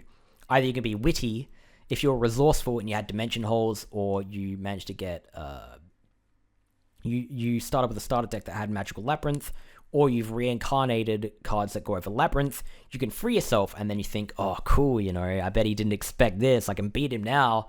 Or you don't have these resources, and you're racking and thinking about how you can beat this guy without really moving the deck leader, because it's, moving the deck leader aggressively makes the game that much easier, and you've had to use that as a resource to beat people up until this point by now, and now you just can't do that. So you need to think twice about how you approach his cards when he has all these trap cards. You're on the complete opposite side of the monsters that you're playing when you play them aggressively. So if your monster runs into a permanently spellbinding trap card or something like that, you can't just play a card over it like you normally can do. So trying to offer different unique challenges in this space was my goal, because I couldn't really make this set of the game increasing in difficulty quite like the earlier periods of the game. Next up we have, hold on, I'm just going to put in a bunch of enters so I can scroll up on this thing. So Keith now actually punishes the player for taking things slowly, which the player may have been conditioned to do so up until this point. So yeah, you see this map with Keith, you can kind of go straight down the middle, but you're not sure if you should or not. You might run into him playing a very high attack monster early on, but if you decide you want to take things around the side and take things slowly, he builds up a lot of damage, just so much damage if you just let him do what he wants. And he has these cards now that he didn't used to have before that allows him to just go over Labyrinth terrain, whether it's ignore it or outright remove it. So if you don't have any Labyrinth cards up to this point and you're versing him, he can use something that hinders you and restricts your movement in a way where he doesn't care, and that gives him an advantage over the player. Keith, I will admit, didn't work out exactly how I wanted it to, but if you duel in a certain way against Keith, he is very distinct from other duelists in what he does. And he can be very, very, very threatening. You never know what to expect from him. He can bring out a lot of damage. Pegasus has the challenge of being a toon duelist with a toon field, but I had a bit of an issue with the base game in that he is distinctly the most powerful enemy in the entire game, with the exception of maybe the boss, but I'd call him like equal difficulty with the boss depending. He's a great duel, don't get me wrong. The problem with the Redux mod is that I don't think it was really worth it doing the exact same thing that the game did, but increasing the ratio of his cards. I wanted to try and give something unique, so I made him a toon duel. And I tried to make him so that he was a similar difficulty to the duels surrounding him, so that the game had a more sensible progression. Because before, what happened was you would rack your brain trying to figure out how to beat Pegasus, because he's that difficulty relative to everyone else, and then you beat Ishtar because she's that easy, and that sucks. I'd rather it be the other way around, where you can kind of beat Pegasus and then you get to Ishtar and it's difficult because you unlock Ishtar after you beat Pegasus. It just makes no sense to me. If you can beat Pegasus, you can beat Ishtar in the base game, so why even bother versing Ishtar? It's a foregone conclusion. If you can beat Pegasus, you can beat everyone after him. It's stupid. So yeah, I fixed this by making Pegasus not as difficult. Pegasus may have been one of the weaker duels in the Redux mod. Feedback-wise, I had a few people saying that they kind of wished it was more like the original, or they liked in the original I can see his cards. I 100% agree. I think these are all valid. I'm not just saying that to blow smoke up my ass. But I didn't really want to do exactly what they did in the base game. I think Pegasus in the vanilla game was very distinct and very good, and rather than just playing off of that, I kind of just wanted to do my own thing, and yeah. I can also agree it's not exactly as good as the base game, but I did have the idea of doing it, and I made his deck more consistent, so all he plays is these dark toon monsters, and he has trap cards, and instead of burning the player down, which you have Shardy will do that for you, he regenerates life points, by the way, so that he kind of gains the same advantage of life points difference. So you try to approach him, and he has a lot more life points than you, and then you start to be whittled down by his high attack cards unless you can change the toon terrain. So yeah, it's similar but different. And then, yeah, continuing on, because I did ramble way more about Pegasus than I intended to, we get to the later duelists such as Labruler, Ishtar, Richard, and Seto. These guys all bring out monsters with exceptionally high attack. They start to use more powerful spells and traps like late game stuff, stuff like Mirror Force and Ryoku. Labruler has a Ryoku, Richard has a Mirror Force, Seto has 2 Mirror Force. Richard also has Raigeki, I believe he has 2 copies. But these duelists also still have some minor weaknesses that can be exploited to prepare you for the final boss. For example, Seto can play some weaker cards, but again, it's hard to approach because you don't know if you're attacking into a Mirror Force or not, similar to the Yugi duel. So, yeah. Ishtar and Richard, basically their gimmicks is bringing out a lot of high attack monsters, and this is almost like a difficulty check for the player, basically saying, if you can't beat these late game opponents, you're not going to be able to beat the boss. And you'll quickly find out exactly like the final weaknesses of your deck through these 4 duels, the way that I've constructed them. The main one being, if you don't have the damage to beat these guys, you need more damage at this point. If you've been getting by just neutralizing things, and letting people attack into your traps, you're going to need to have more resources than that, or think outside the box, or a combination of all these things.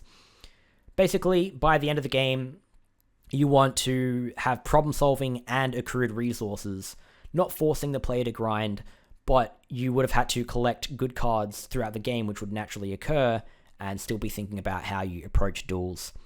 That way you can go to the final boss, who has no distinct weakness, and it's up to the player to struggle to defeat it and overcome the odds to gain a sense of accomplishment in winning the game after all the time they've spent getting to this point.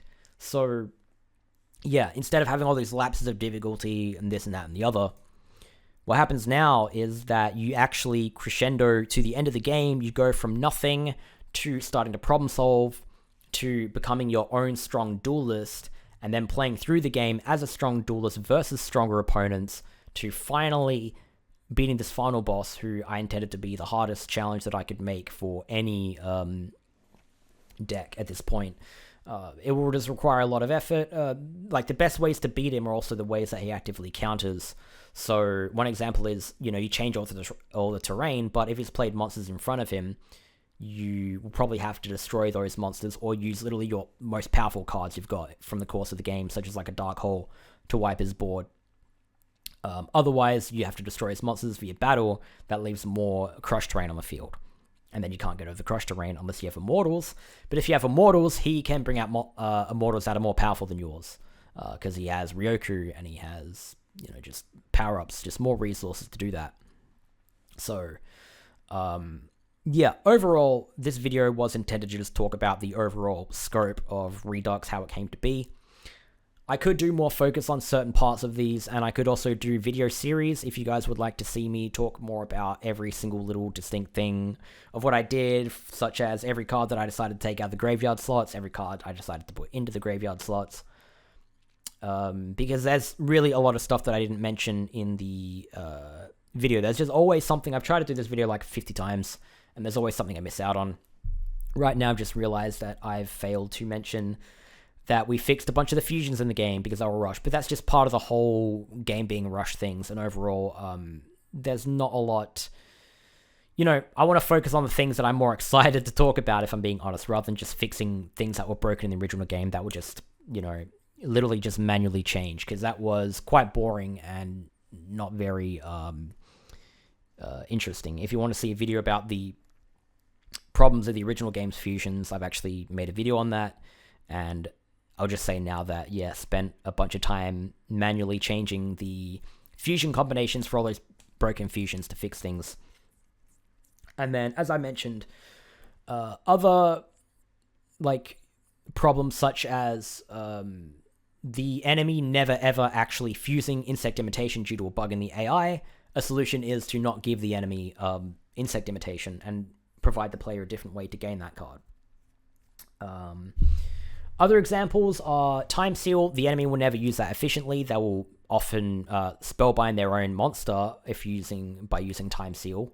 So I didn't give that to any of the enemy AI either. Same with Heavy Storm. They never use it efficiently. For example, I believe there's a check that if they have a spell or trap on the field, they don't use it. So even if you have a bunch of like spells and traps that they could get rid of, they just don't want to play it because they have their own Heavy Storm on the field. They can't realize, just because a lot of that crap the AI just doesn't know about. So could be a whole video be done on conscious decisions of what cards I gave and did not give the enemy, and like combinations of how the dex works. The maps, I could do a whole video on those. But this, I just wanted to talk about an overall scope of the game, talk about the origins of the game, how it came to be, the Redux Mod specifically, do a sort of generalization of the original game's problems are the most important things that we wanted to fix, and then talk about how we fix them, and then again talk about the gameplay scope, because I genuinely wanted to craft an actual gameplay experience out of the game, rather than just tinkering and fixing a little bits of things up and just calling it a game. I actually want to make everything relative to each other in a way that provides an overall gameplay experience that I would enjoy if I was personally playing this Redux mod. Because again, as I mentioned before, I would love to play this game for the first time again, a fresh experience, and not know exactly what to expect when getting a duel, or getting a 3 in a row, or doing anything. But I wasn't really able to do that because I'm basically organizing this and curating it. So I made sure to make a good experience for anyone who would be playing it, who happens to be a Duels of the Roses fan that is like me and wants to play the game for the first time again. But being Yu-Gi-Oh fans from the early 2000s, when it was in its prime, obviously, we're all older now. We're all adults. We've all at least probably played more strategy games than we have when we were a kid and we didn't know what the hell we were doing. So there's more of a challenge and more maturity to the gameplay and the way things are just more meticulously constructed. Again, I'm not saying I'm some god or anything. I'm not saying I did this the best possible way that I could do, but I think out of everyone who was going to do a game like this, I feel like I have a very, very good grasp on the relationship between, again, the AI, the maps, and the cards they can play. I know a lot about this stuff, a lot of mental notes with it. And while there are people, definitely people, especially in the speedrunning community, especially GMS slots are cool, they know way more about the inner workings of the game, and the speedrunners also know a lot about the AI behaviors, just like I do. I believe I've gained enough of an insight into how the AI work in order to be able to make these things a reality. So, from being very passionate about the game, being very passionate about player experiences, and being very passionate about making something to a certain standard, being a huge fan of the game, acknowledging that I'm a massive fan of the game enough to have a good overall say. Doesn't matter if it's not perfect or the best possible thing, I wanted to aim to make it as good as I could personally make it as a lifetime fan of the game. Eventually, I kind of just realized that I just should go with my instinct and do what I could, and as I believe I mentioned earlier in the video, it turns out that people were happy to play an updated version of the game regardless of how much thought I put into it, which is a good thing ultimately. So I think even if, because not all players are going to agree with the decisions that I made, and some people were quite vocal about how they didn't. So it's good to have that leeway of people just enjoying a new experience, even if not everything is the way that they like it to be. I did try to make sure the game was appealing to Duels of the Roses players, and as I stated, some of the parts were easy, such as, enabling all the cards to be obtained, because Duels of the Roses fans like Duels of the Roses cards, and they want to obtain the rituals and stuff like that. So making all that possible were easy decisions, and it benefited everyone. And then I felt more of the responsibility lies on how it's organized, how the player has to sleuth to collect these cards rather than just being randomly given to them. and working with the limitations of what we could possibly change in the Redux mod, actually, I think it was more of a blessing than a curse, because rather than having all these different things to focus on in this massive scope of what could be changed, there were these few things that made all the difference, so I could focus, 80% of the energy on the duels and how they worked, and then the other 20% I could think, okay, how can I make sure that these things work in tangent to each other? For example, I could give duelists certain cards that were strong against the player, but the player can't get those cards too early, so they're removed from the slots, added into the reincarnation pool, so that they're limited to the player across the playthrough, unless they specifically spend all this time grinding for that card, etc., etc., stuff like that. I think I just basically want to make this video to communicate to the players of the Redux mod, for anyone who likes the game enough to watch an hour or so rambling on the game, that I really, really thought a lot about how everything worked in the Redux mod. And if there are any flaws in it, some simple examples being like the missing labyrinth tile in Mai's map. I had a lot of people ask me about that, like I made a mistake. But it's supposed to be like that, just so it resembles ruins. Stuff like that. I just want to let everyone know that even the things that kind of went wrong in the game, for example, a duelist may have one or two cards that they don't always play efficiently. Stuff like that. No matter what the decision was, I thought about every possible decision, ironed everything out as best that I could with the limitations that I had. And overall, this was and is a passion project of mine. Just thinking all this time about how the way I want to Duelist of the Roses to be, or how I would make Duelist of the Roses if I had a say in making all these decisions that I changed by the end of it. Being able to make that a reality was a huge thing for me. It was accomplishing me to a point where it overrid all these other things, like trying to find what I wanted to do for the next few years, which I'm still figuring out, obviously. But I took this free time and this opportunity through 2020 to strike when the iron's hot and make this passion project or this pipe dream a reality, and make Redux Mod and give something back to all the Duelist of the Roses fans in the world, because I feel like we all deserved a better game than what actually came out that we got when we were a kid and we couldn't figure out what the hell we were doing, to a point where we just used cheat codes to beat the game, because that's probably how most people play the game. So, yeah. Alright, so to tack on the end of this long video, I know it's already really long, but, I mean, who cares? You already know it's long. I decided to do a Q&A, so basically, the day before recording this, I just uploaded a short 3-minute video asking for people's Redux questions, so I can answer those questions in this video, so that's where they are. That video has since been removed because it was just there for people to ask questions that I would answer here, and I didn't want people asking questions after this is removed. So anyways, let's get to the questions. First of all, I will say that I will continue doing the starter deck playthroughs when I'm ready. A few people asked me, surprisingly, to go back to doing them. They're wondering when I'm going to do them, because I just stopped doing them randomly. Basically, when I'm ready, when I'm in the mood to do so, I will start doing them again. Hopefully that's soon. So, yeah, that answers that question, I guess. Also, to address questions that I get a lot of the time in regards to, are you going to add online? The answer is no. Short answer is no. Are we going to add more cards? Short answer is no. That's the simplest I can put it without having to go over the same thing again and again. We just did the mod the way we could with the limitations that we had. So, yeah. Another question in relation to the limitations of the game, which will basically answer this question, is Susano asks, I always felt Duelist of the Roses could have benefited from a post-game section. Ever considered adding something like that to Redux?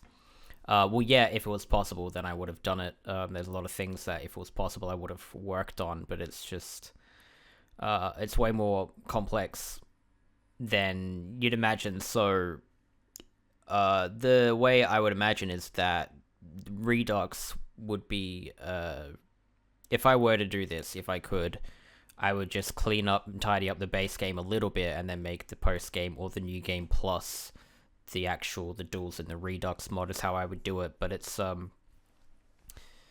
creating new things, anything that is classed under the creation of a new thing rather than just changing a value, is just way out of the realm of comprehension just for this team. In a way of doing these things in a convenient way that it's not taking up a ridiculous amount of time, resources, and effort for a little reward. It was already a lot of work to do what we did. And a lot of the other things that people are talking about, including, adding more, like a higher quantity of duels rather than swapping the existing ones, is orders of magnitude more work than just swapping things out. So that's why we didn't do anything crazy like that. Another question in relation to limitations, ArchieRM stated, like, what fusions could I wish that I'd added for balance and spider balance? So when we fix fusions, again, the way we have to handle fusions is we have to swap the contents of fusions. There's about 26,000 fusions in the game, fusion combinations. And we literally had to swap one for one a fusion. So if a fusion was broken, we would have to replace that for another fusion, whether that was a fusion that should be in the game, or if that wasn't, then either we'd have the option of doubling a fusion up so that it was a dud fusion to take up extra space, or we could replace that space with a free fusion. And we did that for a few things. For example, you can fuse Sayayu if you fuse Kaiser Dragon with a light warrior, because Sayayu's original name is Holy Knight Dragon, so we thought that was cool. We thought that made sense, and we did that for a couple of monsters. But again, all this is down to the personal side of things. I'm sure if other people wanted to make their own fusions, they would do it their way, and that's fine. But for example, in the question, there's stuff like suggestions of low attack plan fiend equals slate warrior. I never would do something like that. To me, that doesn't make sense. It's not really what I would do, so I didn't do it, to put it lightly. Stuff like machine plus turtle equals catapult turtle, that's a massive list, because then you need to add every single machine that has an attack lower than the attack of catapult turtle with every fusion, every turtle that has an attack less than catapult turtle. So while you could technically make room for clown plus clown equals Bakuri box, you would just have to fit in fusions. You would have to have Crass Clown plus Clown Zombie, Crass Clown plus Sagi, and then Sagi plus the Clown Zombie, and you could do just a few, but when you're talking about adding all the machines in the game that have less than 1,000 attack, with all the turtles that are less than 1,000 attacks, you need to add dozens, you need to make dozens and dozens of fusions. You need to replace other fusions to make those, and you can't add more, so we didn't spend too much effort or too much time coming up with all these cool, elaborate fusions. Basically, what we did was we fixed all the fusions that we possibly could, and then after that, we had a bit of leftover room, and we assigned that to make the ritual fusions, which, by the way, we always wanted to make it so that that was one of the main materials of the monster, plus the actual ritual spell card itself, but that just didn't work, unfortunately. But yeah, overall, we had to be very judicious with the fusions we added, because there's just not enough room to add all these crazy fusion combinations, and that stuff also takes a very, very large amount of time for what it's worth, compared to what we thought were the cooler ritual fusions. So yeah. Another question that was asked was, this is addressed in the README, by the way. It says this in the README.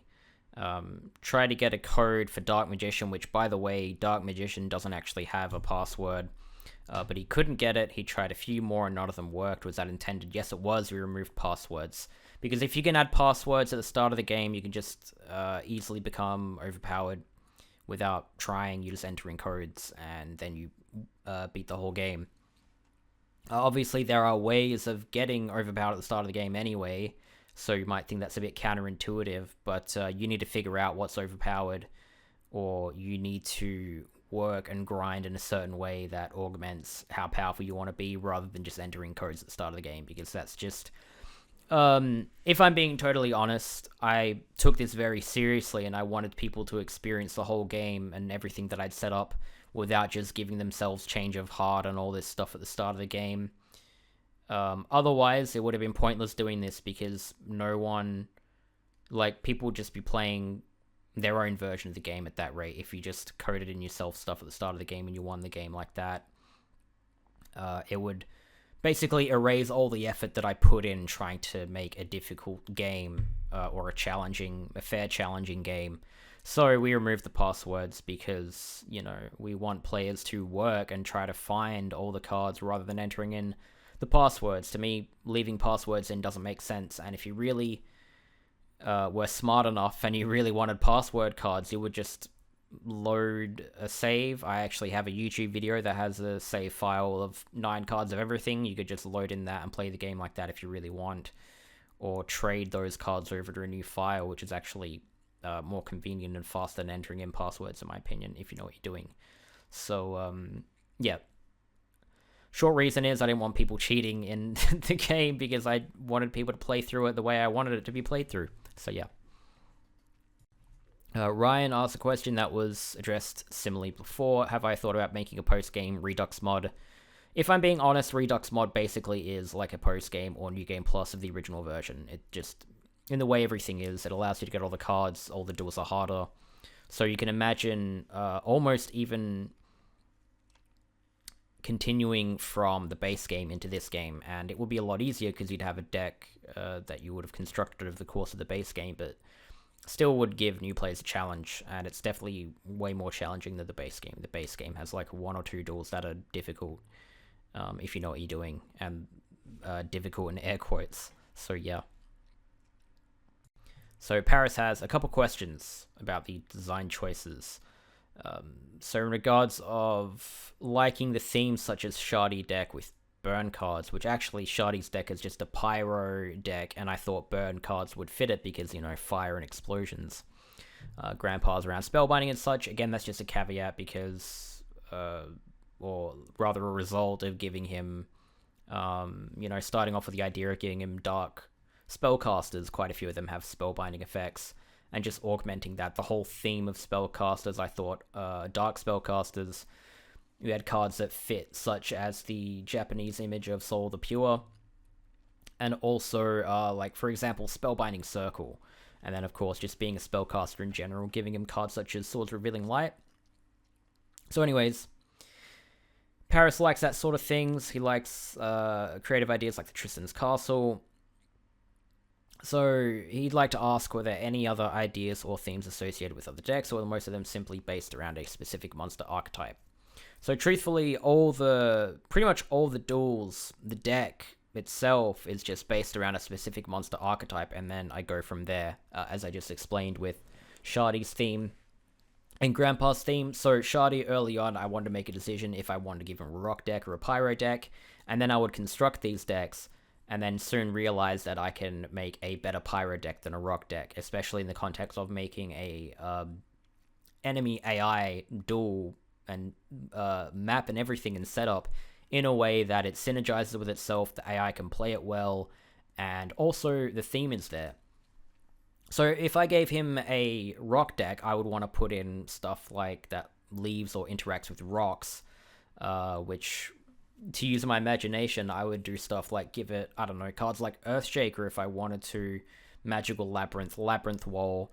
But I didn't want him to I didn't want him to become the Labyrinth duel, because that's basically what Lab Ruler is, and I wanted him to be that way. So that's an example of someone who's actually themed after a specific thing, rather than just this archetype itself. But to finish this example, when I was getting closer to finishing off his deck, I had a good ratio of monsters to equips to other spells and traps, and then with the space that I had for spells, I will usually give anywhere from 5 to 10 spells for about half of the decks. I can use burn cards in those. I can give him Tremendous Fires and Ukazis.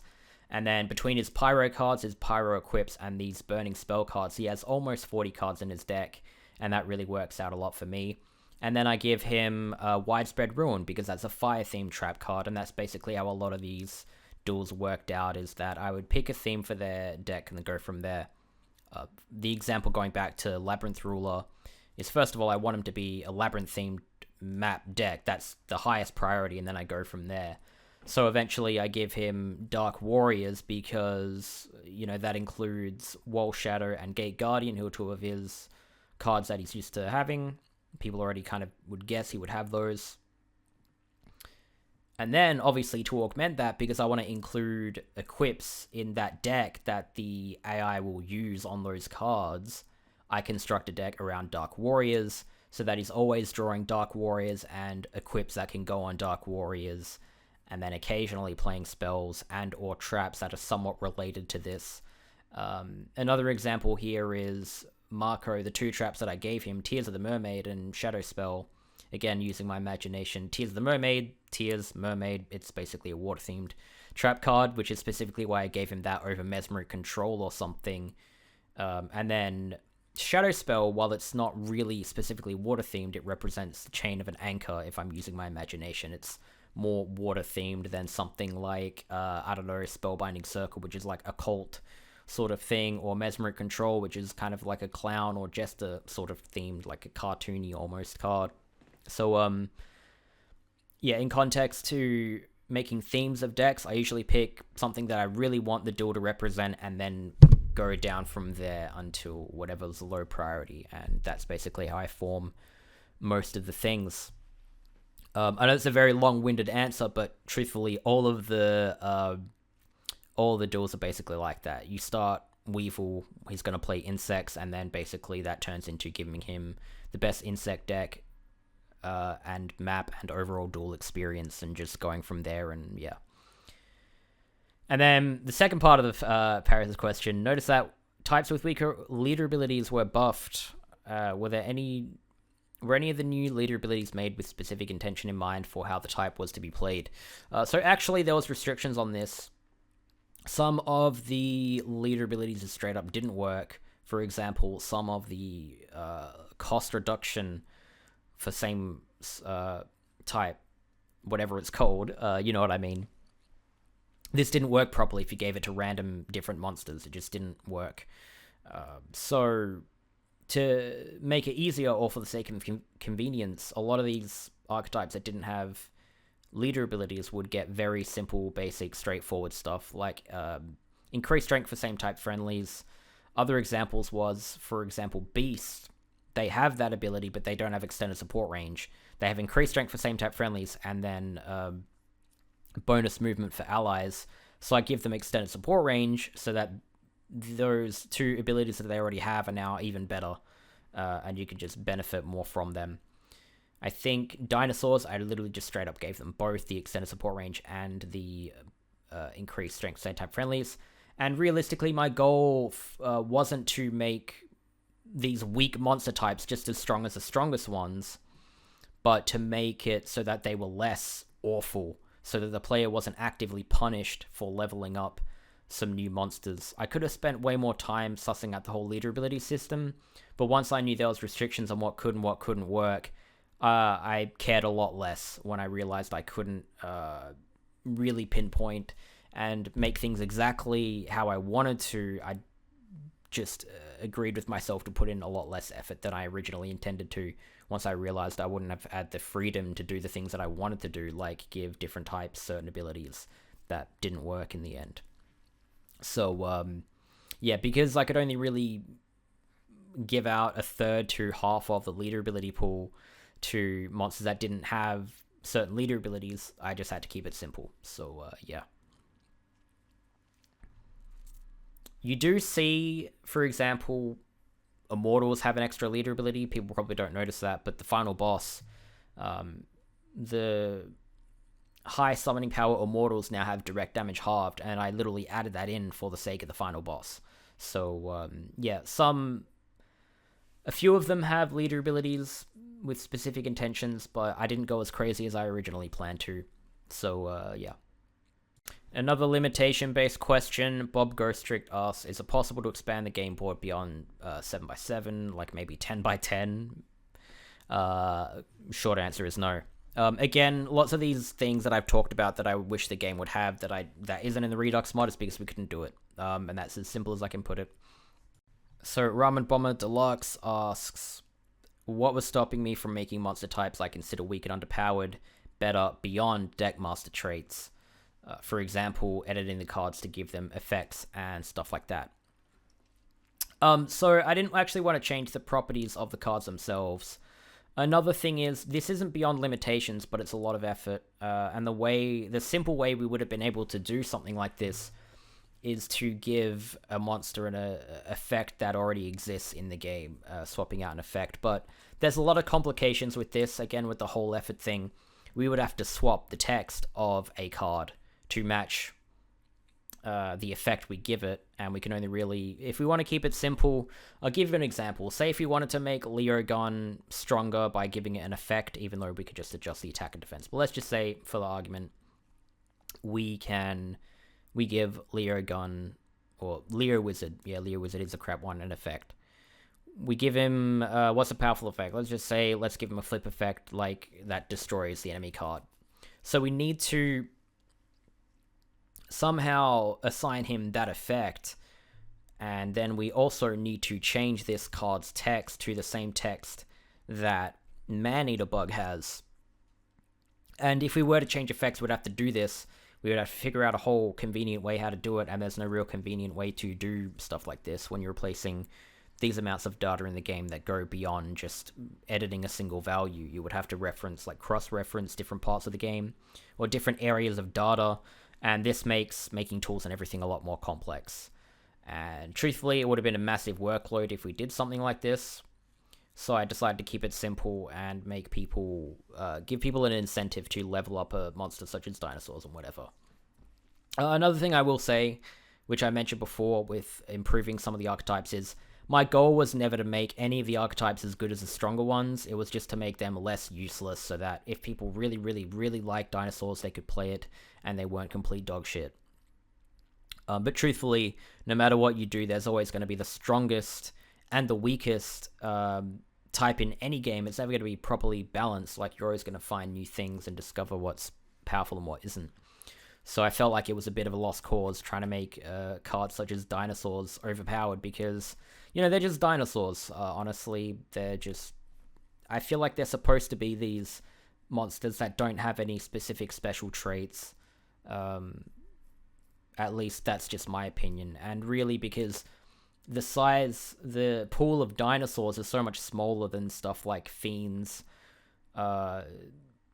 there's a lot less you could do with them anyway, so it's a lot of wasted effort, in my opinion, if you were to just try to make dinosaurs this overpowered race. So, yeah. So, AllSaint asks, we're making the mod, what aspects did we keep on changing repeatedly? Maybe because we couldn't decide on a final concept, or had two ideas we liked equally. So the main one I'll say with this, just off the top of my head, is a couple of the duels. So the Yugi map in that duel changed like 3 times, I think. It started with basically the whole map was Yami, and then there was just a few labyrinth tiles on each corner, and it was supposed to be like a Shadow Realm duel or something, which I thought was cool, a cool concept, but I could never balance it. I could never balance that duel correctly. You were just always able to charge through the middle, and he would just never play efficiently for the cards that I wanted to give him. So then what I did was I added Labyrinth in the middle so that you had to go on either side. But then when you approached him from one side, he would start playing, like when you were in range of attacking his deck leader, because the AI is just stupid, he would always play his cards on the opposite side to you, and you would just be able to beat him anyway. So eventually, after GMS just threw an offhand suggestion to make it a castle, I basically copied the castle of Pegasus, but made it more roomy. So I shifted the labyrinth forward a bit, so that the castle he had more space, and there was less dead space, which I call, on your side of the map, because they never play on your side of the map unless you bait them into doing that. And then gave him a throne and all that. And the Ishtar one, the whole duel, Ishtar, the entire duel, this was like one of the last duels I did, and I never expected it to be that great. So earlier on, when I was working out the Marco duel, he was intended to be a mini boss, and then he had like all these sea serpents and fish, and then like these weird looking aquas, and then the idea was to have Ishtar have all these female aqua cards, but just as I was assembling everything, that duel, it never represented anything special or unique or noteworthy.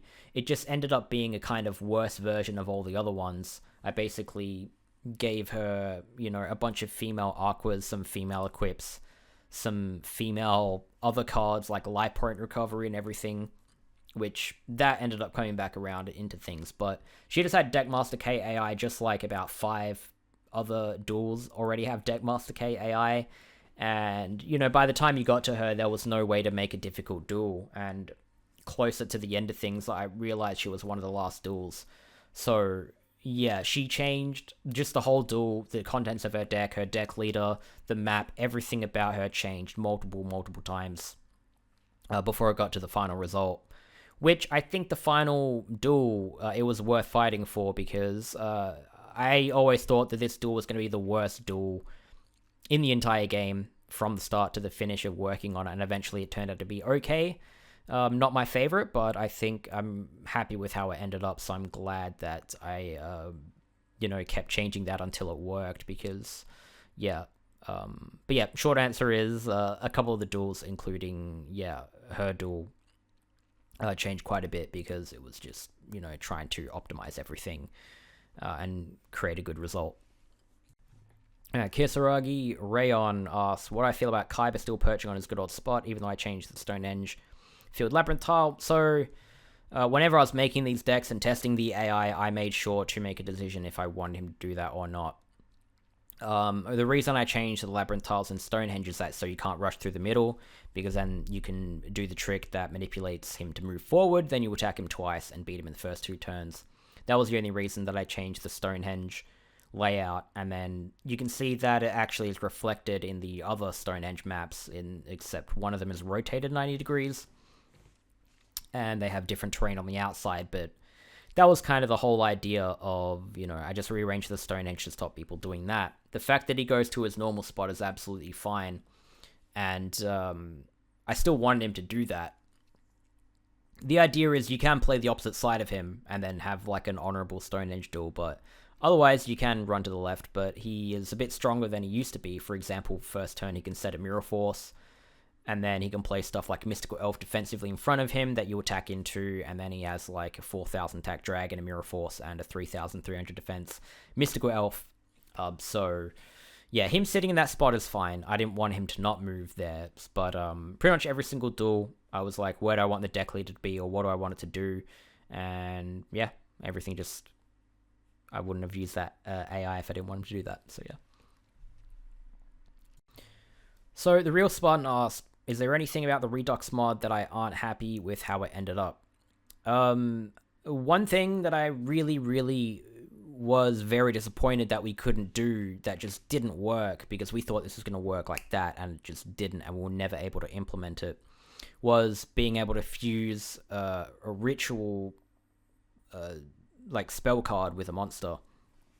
And this is, to me, this is crushing, because I really idealized being able to make these ritual spell cards have an actual value, and give players a reason to collect them.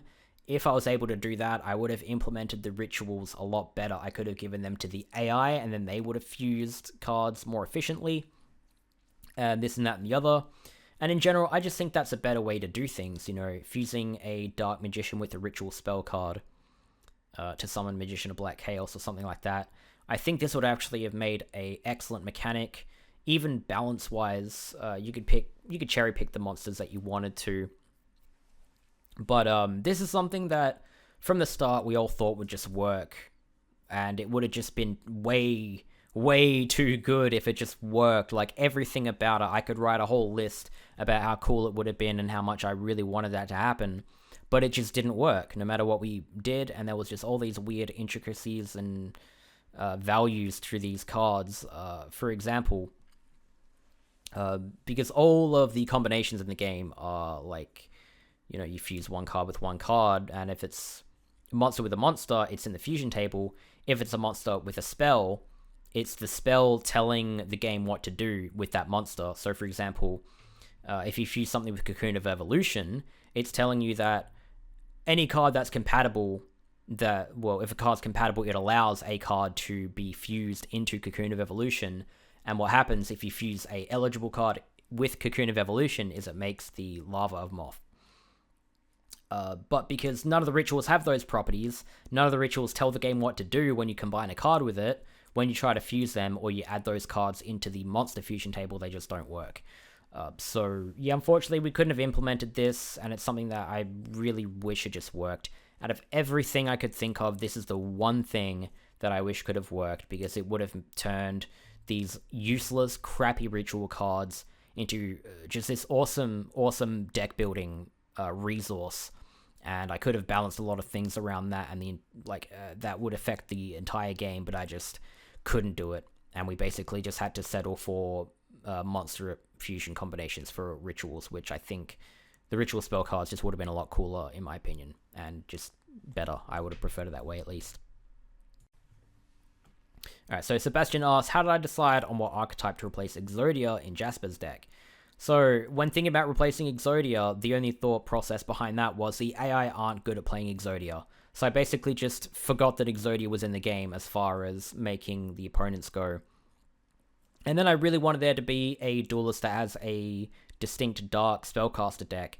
And earlier on, I was thinking this was going to be Yugi, but with Yugi, I really wanted to focus these bosses around like their ace monsters and what they're popular playing with. And I wanted to have all the duelists do relatively, play some of the monsters that they're known for playing, but within Judition. So with Yugi, I decided that I was going to have 3 copies of the Magician cards, 3 copies of Summon Skull, and I wanted to give him Blackluster Soldier as well.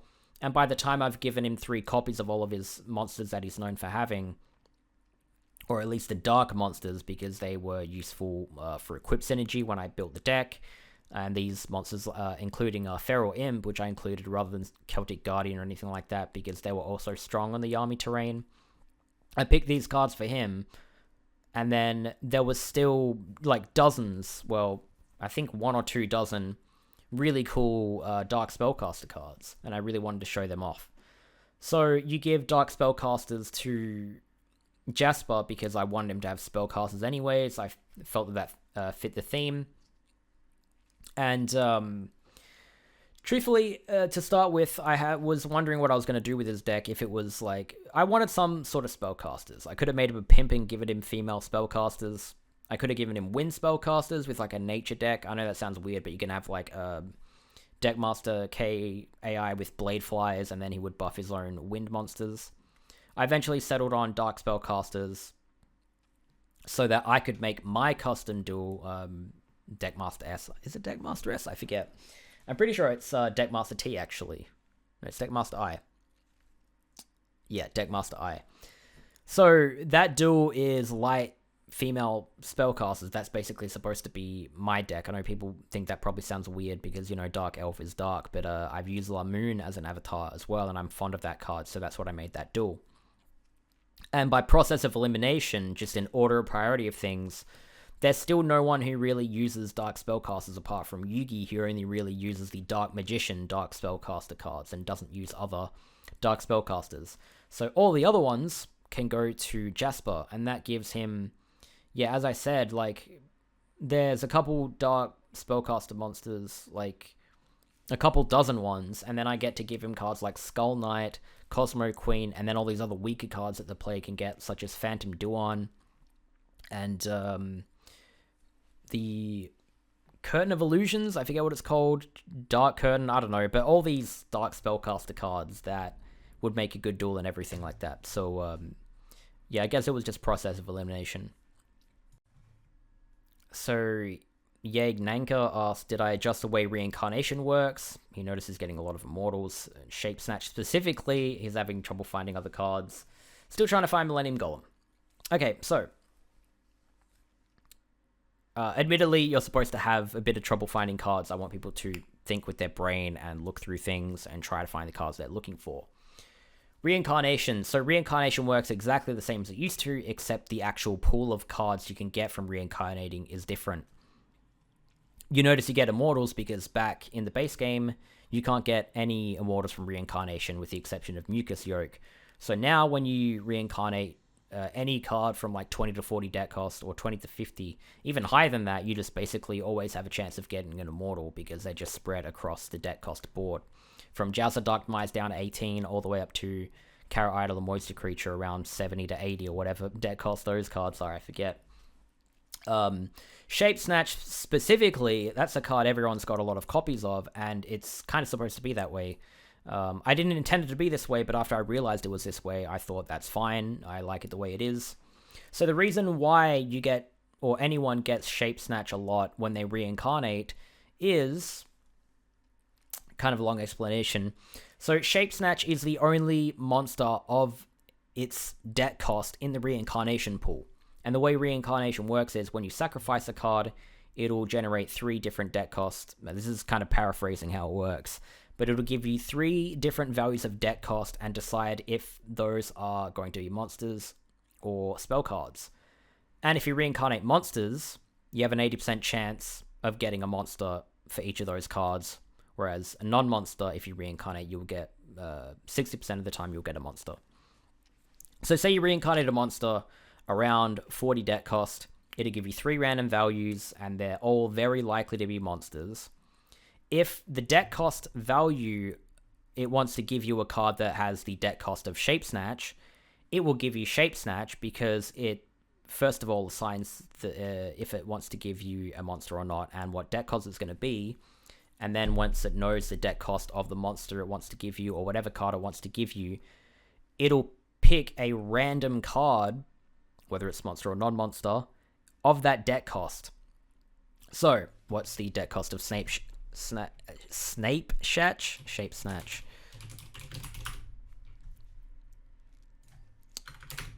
On the fly here. 44.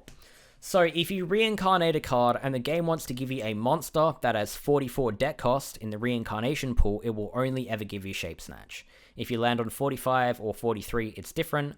But if the game's reincarnation, the way it works, if it wants to give you a monster that's 44 deck cost, it just gives you Shape Snatch. Because there are no other 44 deck cost monsters in the reincarnation pool to give you when that occurs. So anyone playing the game reincarnating monsters around 44 deck cost will probably inevitably get Shape Snatch. It's way more likely to get Shape Snatch than the other cards. And in my opinion, that's fine. Because that card isn't exceptional, but it is useful, for example, in the final boss. So, yeah. So Bob asked if I would do this a mod for another game. Unfortunately, I don't have the resources to do a mod like this for any other game, so I probably will not do that. This is a very spur-of-the-moment thing, and as I've said before multiple times, if it wasn't for the other guys I was working with, all 3 of them put together, I would have never been able to do anything like this, because I'm really not competent with computer stuff. So, yeah. Unfortunately not. As much as I would like to make mods for, I don't know, something like Gran Turismo 3 or whatever, it's not really worth it. And, for example, Dark Souls, yeah, making a mod would be cool, but it'd be a lot of effort, and there's already some pretty cool mods for Dark Souls out there. The reason why it was so lucrative and appealing to make one for Duels with Roses is I personally, again, just my opinion, but I didn't think any of the mods for the game were worth playing personally. So I took the opportunity to make one, like a playable version of the game that I really, really personally liked, and I had the ability to do so, and that's how it happened. Other than that, I wouldn't have been able to do it, so yeah, answer is no, unfortunately. Alright, so last set of questions from Oak. There's 3 questions here. Anything else I'd wish to modify in the game, or am I already satisfied and done with Duels with Roses? It's a never say never thing, but I have absolutely no plans to do anything more. Duels with the Roses is basically like a climax of knowledge, and I guess, even though I'm still talking about the game, my swan song, it was basically everything that the years of making content of the game and building up knowledge of the game led up to me doing, and I made it to a certain standard. While it obviously could be better in certain different ways, depending on whoever's opinion, it was more a gauge of, you know, the time and effort relative to what the final result could be. So I would say accomplished basically 90 to 95% of what I wanted to do with the game. Limitations obviously altered that number of what I eventually agreed was 100%, but it's almost exactly the way that I wanted it to be, which is good enough for me. It was definitely better than I expected it to be when first imagining the game. So I would say, as far as a Redux mod goes, I'm already satisfied with it, and I don't really plan on doing another one. I'm not even 100% sure if any of the other people are interested in doing anything like that themselves. And at the moment, I just think, you know what? I made Redux, I poured my heart and soul into it, if I'm being honest. And apart from like one or two little things that I would change, it's not a big deal. So yeah. The second question, how did I decide assigning an immortal deck to a special someone, which is the final boss? So you had to spoil it, mod's been out for like 5 months now. So basically, even though I've said, you know, you can quote me on this, that immortals aren't as good as people think they are, the problem with that is it's because there's no way to put Crush on the field unless your monsters die via battle.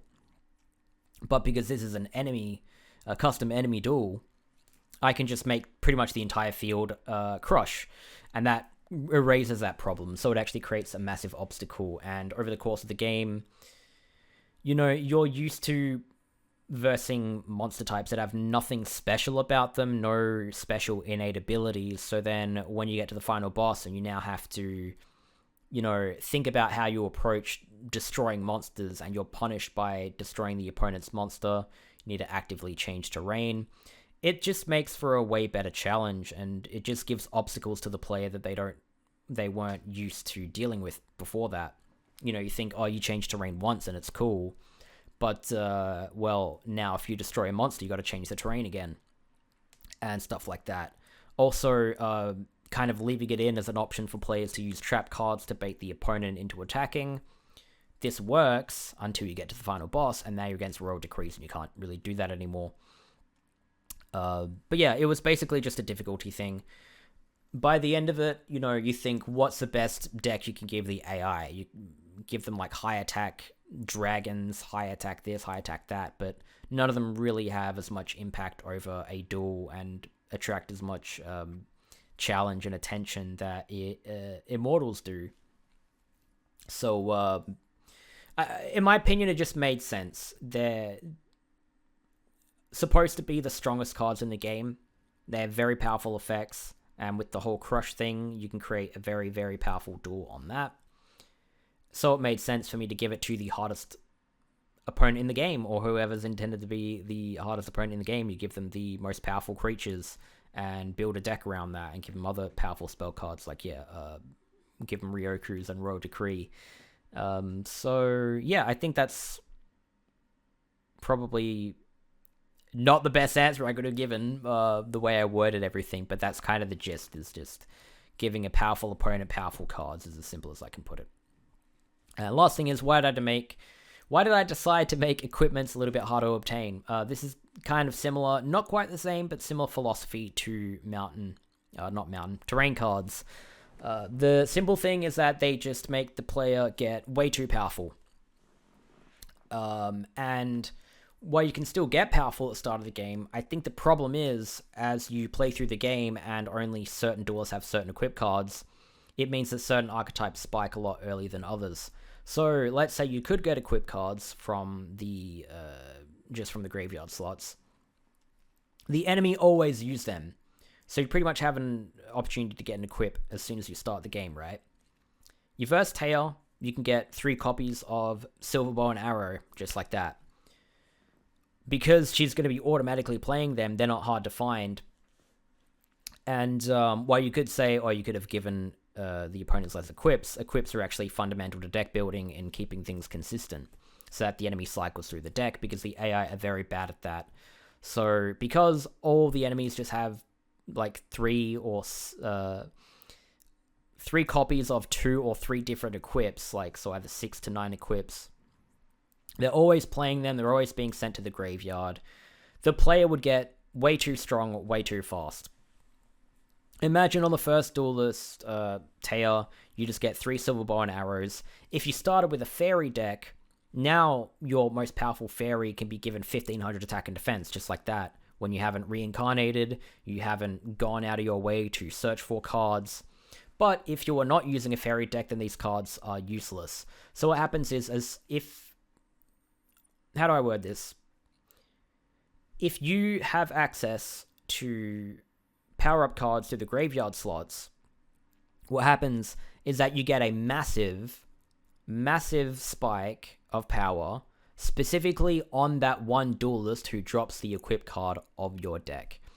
And also, if you started with an equip card and you could duplicate them in the graveyard slots, then you could have plus 1500 attack and defense for one equip, or if you had 2 equips in a starter deck and you make 3 copies of those and you have 3000 attack and defense, you can just stick on your strongest monster. And while not everyone wants to do that, by removing options of getting overpowered or super strong in a convenient way, it gives you more of an incentive to do it via other means, such as playing through the game naturally, trying to be more resourceful, thinking about what cards you want to get from the enemy that might have a powerful effect or good stats. All this sort of stuff. You know, you want to think about what card you're going to reincarnate. You know, do I want an immortal, or do I want a power-up, or do I want a terrain card?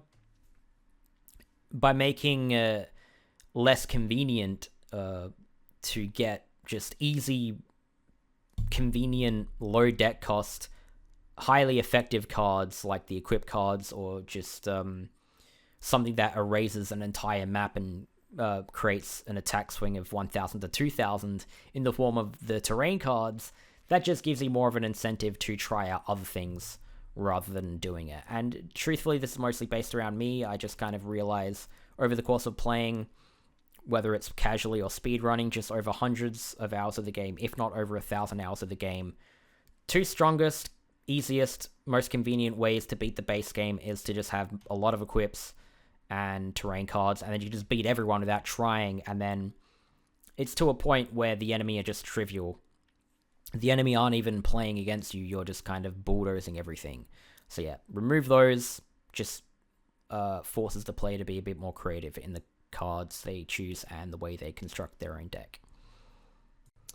And that's going to be the end of the video. So I know I ended the video, then I tacked on a Q&A, and then now it's the end of the video. So thanks everyone for watching.